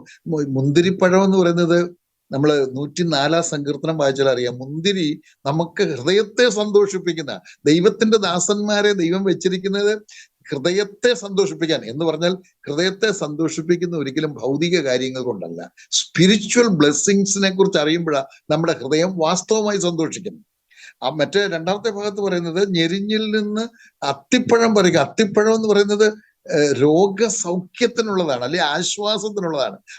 ദൈവദാസന്മാരിൽ നിന്ന് നമ്മുടെ ഹൃദയത്തെ സന്തോഷിപ്പിക്കുന്ന സ്വർഗീയ ബ്ലെസ്സിങ്സിനെ കുറിച്ച് നമുക്ക് അറിവ് തരികയും ആ നിലയിൽ സന്തോഷിക്കുന്ന, അതുപോലെ തന്നെ നമുക്ക് ആശ്വാസം പകരുന്ന, നമ്മുടെ വേദനയ്ക്ക്, നമ്മുടെ പ്രയാസങ്ങൾക്ക്, ബുദ്ധിമുട്ടിലൊക്കെ നമുക്ക് ആശ്വാസം പകരുന്ന ശുശ്രൂഷയാണ് അവരിലൂടെ ദൈവം ഉദ്ദേശിക്കുന്നത്. പക്ഷേ ദൈവം അയക്കാത്തവരാണെങ്കിൽ അവര് മുള്ളും ഞെരിഞ്ഞിലുമായി നിൽക്കും. അവർക്ക് തടിച്ചു കൊഴുക്കണമെന്നേ ഓർക്കുകയുള്ളൂ. പിന്നെന്താണ് ദൈവദാസന്മാര്, ദൈവം അയച്ചവരുടെ ലക്ഷ്യം എന്തായിരിക്കും? 2 ലക്ഷ്യം. ഒന്ന്, രക്ഷിക്കപ്പെടാത്തവർ രക്ഷിക്കപ്പെടണം. 2, രക്ഷിക്കപ്പെട്ടവർ ആത്മീയമായി വളരണം. ഈ 2 ലക്ഷ്യമേ കാണത്തുള്ളൂ. നമ്മൾ ഉപ്പായി അലിഞ്ഞില്ലാതായിക്കൊണ്ട്, വേറൊരു പ്രയോഗമുണ്ട്, നിങ്ങൾ വെളിച്ചം, ലോകത്തിന്റെ വെളിച്ചമാകുന്നു. വെളിച്ചവും അങ്ങനെ തന്നെ, വിളക്കും മെഴുകുതിരിയൊക്കെ ചെയ്യുന്നത് അതങ്ങ് ഇല്ലാതാക്കുക, മറ്റുള്ളവർക്ക് വെളിച്ചം പകരുക. ഇതാണ് ദൈവം അയച്ച ദൈവദാസന്മാരുടെ ഡ്യൂട്ടി എന്ന് പറയുന്നത്. അവർക്ക് ഈ ലക്ഷ്യമുള്ളത്, എങ്ങനെങ്കിലും ഒരാത്മാവ് രക്ഷയിലേക്ക് വരണം, എങ്ങനെങ്കിലും രക്ഷിക്കപ്പെട്ടവർ എങ്ങനെങ്കിലും ഒരാത്മീയമായി വളരണം. അതിന് നമ്മളങ്ങ് ഇല്ലാതാവുക. ദൈവം നമ്മെ ധാരാളമായി സഹായിക്കട്ടെ. അപ്പോൾ ദൈവം അയക്കാത്തവരെ തിരിച്ചറിഞ്ഞ് അവരോട് നമ്മൾ അകന്ന് നിൽക്കണം. ഇതാണ് അവിടെ നിന്ന് പഠിപ്പിക്കുന്ന ഒരു കാര്യം. ഇനി നമുക്ക് അതിന്റെ ഏറ്റവും ഒടുവിലത്തെ ഭാഗത്തേക്ക് വരാം. ഇനി ചുരുക്കം മിനിറ്റുകൾ കൊണ്ട് തീരും. വീണ്ടും സഹിഷ്ണുതയെ പറ്റി അവിടെ പറയുന്നുണ്ട്. പക്ഷെ നമ്മൾ ഒരിക്കൽ സഹിഷ്ണുതയെ പറ്റി പഠിച്ചത് കൊണ്ട് പിന്നെയും പഠിക്കേണ്ടതില്ല. പിന്നെ നമ്മൾ ചോദിക്കുക, എന്തുകൊണ്ടാണ് പിന്നെയും ആ സഹിഷ്ണുതയെ പറ്റി പറഞ്ഞിരിക്കുന്നത് എന്ന്. അതിനൊരാശയമുണ്ട്, ലളിതമായ ഒരു ആശയമുണ്ട്. അതായത് ഈ അവരോട് പറയുന്നത്, 2-ാം വാക്യത്തിൽ പറയുന്നത്, how patient you have been. നിങ്ങൾ വളരെ സഹിഷ്ണുതയുള്ളവരാണ്. ഇപ്പോൾ 3-ൽ അത് വീണ്ടും പറയുമ്പോൾ യു ആർ പേഷ്യൻസ്. നിങ്ങൾ ഇപ്പോഴും അതേ സഹിഷ്ണുതയുണ്ട്. എന്ന് പറഞ്ഞാല് ചിലരൊക്കെ പറയുമല്ലോ, എനിക്ക് എല്ലാത്തിനും വലിയൊരു പരിധി എന്ന്, ക്ഷമയ്ക്ക് വലിയൊരു പരിധി എന്നൊക്കെ ചിലർ പറയുമല്ലോ. ആ സഹിഷ്ണുതയ്ക്കും ഇല്ലേ ഒരു അവസാനം, സഹിഷ്ണുതയ്ക്കും ഇല്ലേ ഒരു പരിധി എന്ന് ചിലർ പറയാനുള്ള സാധ്യതയാണ്. അതുകൊണ്ടാണ് ഒരു പരിധിയില്ല. സഹിക്കുക, ക്ഷമിക്കുക. ഇതാ ക്രിസ്തീയ ജീവിതം, ഇതാണ് ക്രിസ്തീയ ജീവിതം. ദൈവം നമ്മെ സഹായിക്കട്ടെ. അതിനുശേഷം പറഞ്ഞിരിക്കുന്നത്, എന്റെ നാമം നിമിത്തം നീ സഹിച്ചത്. അതാണ് 6-ാമതായിട്ട് നമ്മൾ ചിന്തിക്കുക. എന്റെ നാമം നിമിത്തം നീ സഹിച്ചത് എന്ന് പറഞ്ഞാൽ എനിക്കായി സഹിച്ചത് എന്നാണ്. നമ്മൾ 2 കൊരിന്ത്യർ 11 വായിക്കുന്നില്ല, 11 23 മുതൽ 28 വരെയുള്ള വാക്യങ്ങളൊക്കെ വായിച്ചാൽ പൗലോസ് അപ്പോസ്തലൻ കടന്നുപോയ പ്രതിസന്ധികളെ, കർത്താവിന് വേണ്ടി സഹിച്ചത്, പട്ടിണി, ദാഹം, വസ്ത്രമില്ലായ്മ, ശീതം, വലിയ തണുപ്പ് കാലത്ത് പോലും ആവശ്യത്തിന് വസ്ത്രമില്ലായ്മ, കടലിലെ ആപത്ത്, കരയ്ക്കുള്ള ആപത്ത്, സഹോദരന്മാരുള്ള ആപത്ത്, കള്ള സഹോദരന്മാരുള്ള ആപത്ത്, കോലിനാലുള്ള അടി, 1 കുറേ 40 അടി 5 വട്ടം, അങ്ങനെ ചങ്ങല, ചമ്മട്ടി, ജയിൽവാസം, എന്തെല്ലാം നമ്മുടെ കർത്താവിന് വേണ്ടി, കർത്താവിനോടുള്ള ബന്ധത്തിൽ പൗലോസ് സഹിച്ചു. കർത്താവ് അതൊന്നും മറന്നിട്ടില്ല. ഇവിടെ എഫെസോ സഭയും ഒരുപാട് സഹിക്കുന്നവരായിരുന്നു എന്നുള്ള, ഒരുപാട് കർത്താവിന് വേണ്ടി ഉപദ്രവം സഹിക്കുന്നവർ. അതാണ് ഇവിടുത്തെ ആശയം. ഒരുപാട് കർത്താവിന് വേണ്ടി സഹിക്കുന്നവർ. നമ്മൾ ഓർത്തിട്ടുള്ള ഒരു വാക്യമുണ്ടല്ലോ, ഫിലിപ്പിയർ 1:29 നമ്മൾ വായിക്കുന്നത് ഇങ്ങനെയാണ്: യേശുക്രിസ്തുവിൽ വിശ്വസിപ്പാൻ മാത്രമല്ല അവന് വേണ്ടി കഷ്ടം അനുഭവിപ്പാനും നിങ്ങൾക്ക് വരം തന്നിരിക്കുന്നതാണ്. നമ്മൾ രക്ഷിക്കപ്പെടുമ്പോൾ കർത്താവിന് വേണ്ടി കഷ്ടം സഹിക്കാനുള്ള വരവും അതിൻ്റെ കൂടെ തന്ന നമ്മളെ ലോകത്തിലേക്ക് വിടുന്നത്. രക്ഷിക്കപ്പെട്ട് കഴിഞ്ഞാൽ കർത്താവിന് വേണ്ടി കഷ്ടം സഹിക്കാൻ നമ്മൾ ഓരോരുത്തരും ഒന്ന് തിരിഞ്ഞ് ചിന്തിച്ച് എന്തെങ്കിലും സഹിച്ചിട്ടുണ്ടോ ഇതുവരെ? ഒരു പട്ടിണി, കർത്താവിന് വേണ്ടി പട്ടിണി കിടന്നിട്ടുണ്ടോ? അല്ലെങ്കിൽ ഉറക്കളയ്ക്കാൻ ഇടയായിട്ടുണ്ടോ? നിന്ദിക്കപ്പെടാൻ ഇടയായിട്ടുണ്ടോ? പരിഹസിക്കപ്പെടാൻ ഇടയായിട്ടുണ്ടോ? എന്തെങ്കിലും ശാരീരികമായ മർദ്ദനമേൽക്കേണ്ടി വന്നിട്ടുണ്ടോ? സാമ്പത്തികമായ നഷ്ടങ്ങൾ സഹിക്കേണ്ടി വന്നിട്ടുണ്ടോ? എല്ലാം അനുഗ്രഹമാണെന്ന് ഓർക്കണം. നിന്ദിക്കപ്പെട്ടിട്ടുണ്ട്, പരിഹസിക്കപ്പെട്ടിട്ടുണ്ട്, ഉപദ്രവിക്കപ്പെട്ടിട്ടുണ്ടെങ്കിൽ, പട്ടിണി കിടക്കേണ്ടി വന്നിട്ടുണ്ടെങ്കിൽ, ഉറക്കളക്കേണ്ടി വന്നിട്ടുണ്ടെങ്കിൽ, ദാഹം സഹിക്കേണ്ടി വന്നിട്ടുണ്ടെങ്കിൽ, ക്ഷീണം സഹിക്കേണ്ടി വന്നിട്ടുണ്ടെങ്കിൽ എല്ലാം അനുഗ്രഹമാണ് കേട്ടോ. എൻ്റെ നാമത്തിന് വേണ്ടി സഹിച്ചത്, പ്രൈസ് ലോർഡ്, എൻ്റെ നാമത്തിന് വേണ്ടി സഹിച്ചത്.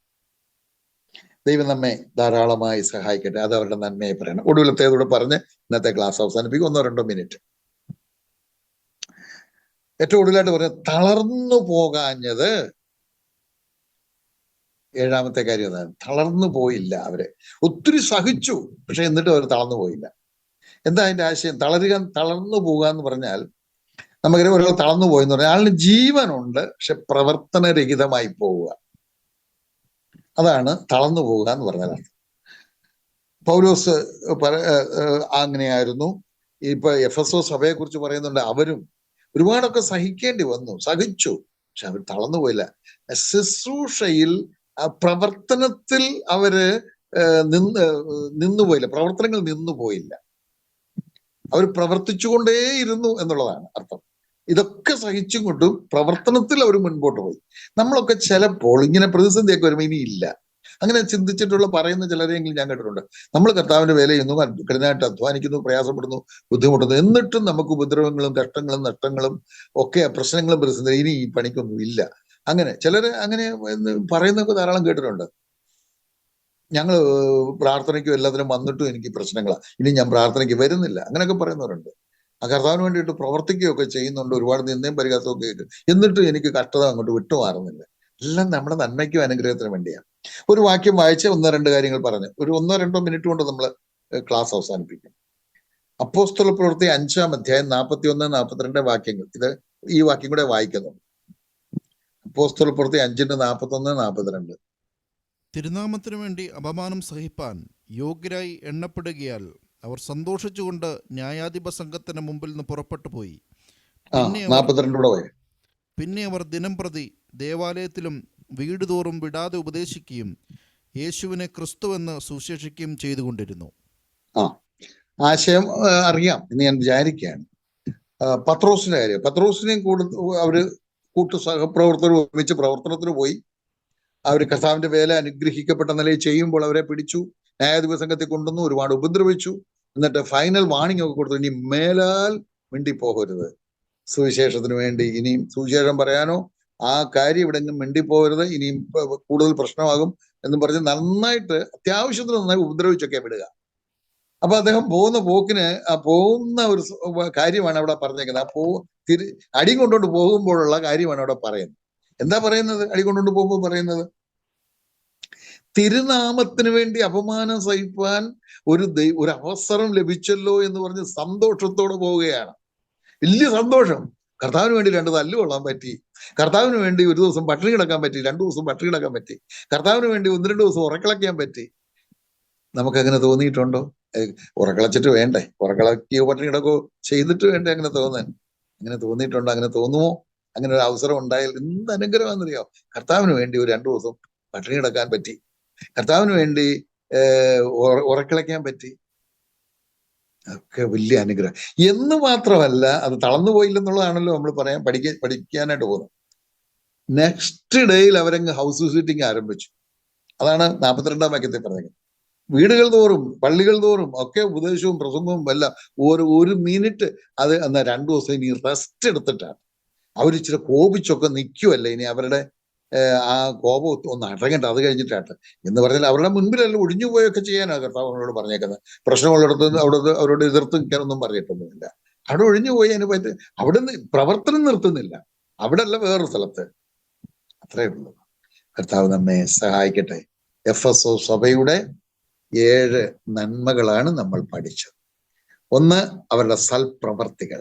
2, കർത്താവിന്റെ വയലിൽ അവര് വേർപ്പൊഴുക്കി കണ്ണീരൊഴുക്കി അധ്വാനിക്കുന്നു. 3, അവരുടെ സഹിഷ്ണുത. 4, അവർ കൊള്ളരുതാത്തവരെ കൊള്ളാവുന്നവരാക്കി തീർക്കുന്ന അവരുടെ പ്രത്യേകമായ ശുശ്രൂഷ. ദൈവം അയക്കാത്തവരെ തിരിച്ചറിഞ്ഞവരെ ഒഴിവാക്കുന്ന അനുഗ്രഹീതമായ സ്വഭാവം. കർത്താവിന് വേണ്ടി എന്തും സഹിക്കുന്ന മനോഹരമായ സ്വഭാവം. തളർന്നു പോകാതെ വേല തുടരുന്നു. എന്തൊക്കെ പ്രതിസന്ധി വന്നാലും കർത്താവിന്റെ വേലയിൽ വിട്ടുവീഴ്ചയില്ലാതെ പോകുന്ന അനുഗ്രഹീതമായ സ്വഭാവം എഫെസോ സഭയ്ക്കുണ്ടായിരുന്നു. ഞാൻ ചോദിക്കട്ടെ, സ്നേഹത്തിലും വിനയത്തിലും ചർച്ച് ഓഫ് ഗോഡ് ഷാർജ ദൈവസഭയ്ക്ക് ഈ സ്വഭാവങ്ങളെല്ലാം ഉണ്ട് എന്ന് പറയാനായിട്ട് കഴിയണം. ഓരോരുത്തർക്കും ബാധ്യതയുണ്ട് കേട്ടോ, ഓരോരുത്തർക്കും ബാധ്യതയുണ്ട്. അത് കഴിയാതെ തന്നെയാണ് നമ്മളിത് പഠിച്ചത്. അല്ലാതെ നമ്മളിത് പഠിച്ചിട്ട് എന്താ കാര്യം? നമ്മൾ പഠിച്ചപ്പോൾ ഒന്ന് തിരിഞ്ഞു നോക്കിയാണ് ഈ നിലയിൽ ഈ കാര്യങ്ങളൊക്കെ എൻ്റെ സഭയെക്കുറിച്ച് പറയാൻ കഴിയുമോ, എന്നെ കുറിച്ച് പറയാൻ കഴിയുമോ? കഴിയണം എങ്കിൽ സക്സസ് ആയി. ദൈവം നമ്മെ സഹായിക്കട്ടെ. എല്ലാവർക്കും എല്ലാ സ്നേഹവന്ദനവും അറിയിച്ചുകൊണ്ട് ക്ലാസ് അവസാനിപ്പിക്കുന്ന ആർക്കെങ്കിലും എന്തെങ്കിലും ചോദിക്കാനായിട്ട് മനസ്സിൽ വരുന്നെങ്കിൽ ചോദിക്കാം.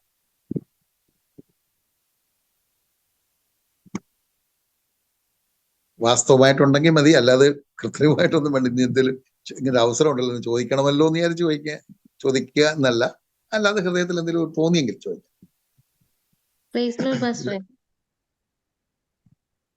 കേട്ടില്ല. പേര് ജോമോൾ എന്നാ എന്റെ പേര്. ഇത് വെളിപ്പാടിലെ 1-ാം അധ്യായത്തിലെ 7-ാം വാക്യമുണ്ട്. അവൻ മേഘാരൂഢനായി വരുന്നു, ഏത് കണ്ണും അവനെ കുത്തിത്തുളച്ചവരും അവനെ കാണും. ഇതിൽ ഏത് കണ്ണും എന്നുള്ളത് എന്തിനാ, അതിനെ കുറിച്ചൊന്ന് എക്സ്പ്ലെയിൻ ചെയ്യാമോ? പറയാം. ഈ പറഞ്ഞിരിക്കുന്നത് മഹത്വ പ്രത്യക്ഷത എന്ന് പറയും. അതായത് കർത്താവ് മധ്യാകാശത്തിൽ വന്ന് നമ്മളെ ചേർക്കുന്നതിനെ മേഘപ്രത്യക്ഷത എന്നാണ് പറയുന്നത്, അല്ലെങ്കിൽ മധ്യാകാശ വരവെന്നൊക്കെയാണ് സാധാരണ പറയുന്നത്. അപ്പോഴാണ് സഭയെ എടുക്കുന്നത്. ക്രിസ്തുവിൽ വിശ്വസിച്ച് പുതിയ നിയമ വിശ്വാസികളിൽ മരിച്ചുപോയവരെ ഉയർത്തെഴുന്നേൽപ്പിച്ചും ജീവനോടിരിക്കുന്നവർ രൂപാന്തരപ്പെടുത്തിയും കർത്താവ് തന്റെ അടുക്കൽ ചേർക്കും. നമ്മൾ മധ്യാകാശം എന്ന വാക്കില്ലെങ്കിലും അങ്ങനെയാണ് സാധാരണ നമ്മൾ പറയുന്നത്. മധ്യാകാശത്തിൽ ചേർക്കും, അവിടെ വെച്ച് നമുക്ക് തരാനുള്ള പ്രതിഫലം തരും, നമ്മയും കൊണ്ട് സ്വർഗത്തിലേക്ക് പോകും. പിന്നെ നമ്മൾ തുടർന്നുള്ള 7 വർഷം സ്വർഗത്തിൽ ത്രിയേക ദൈവത്തെ ആരാധിച്ചുകൊണ്ട് അവന് ചുറ്റുമിരിക്കും. ആ സമയത്ത് ആ 7 വർഷം ഭൂമിയിൽ മഹാപീഡന കാലമാണ് നടക്കുന്നത്.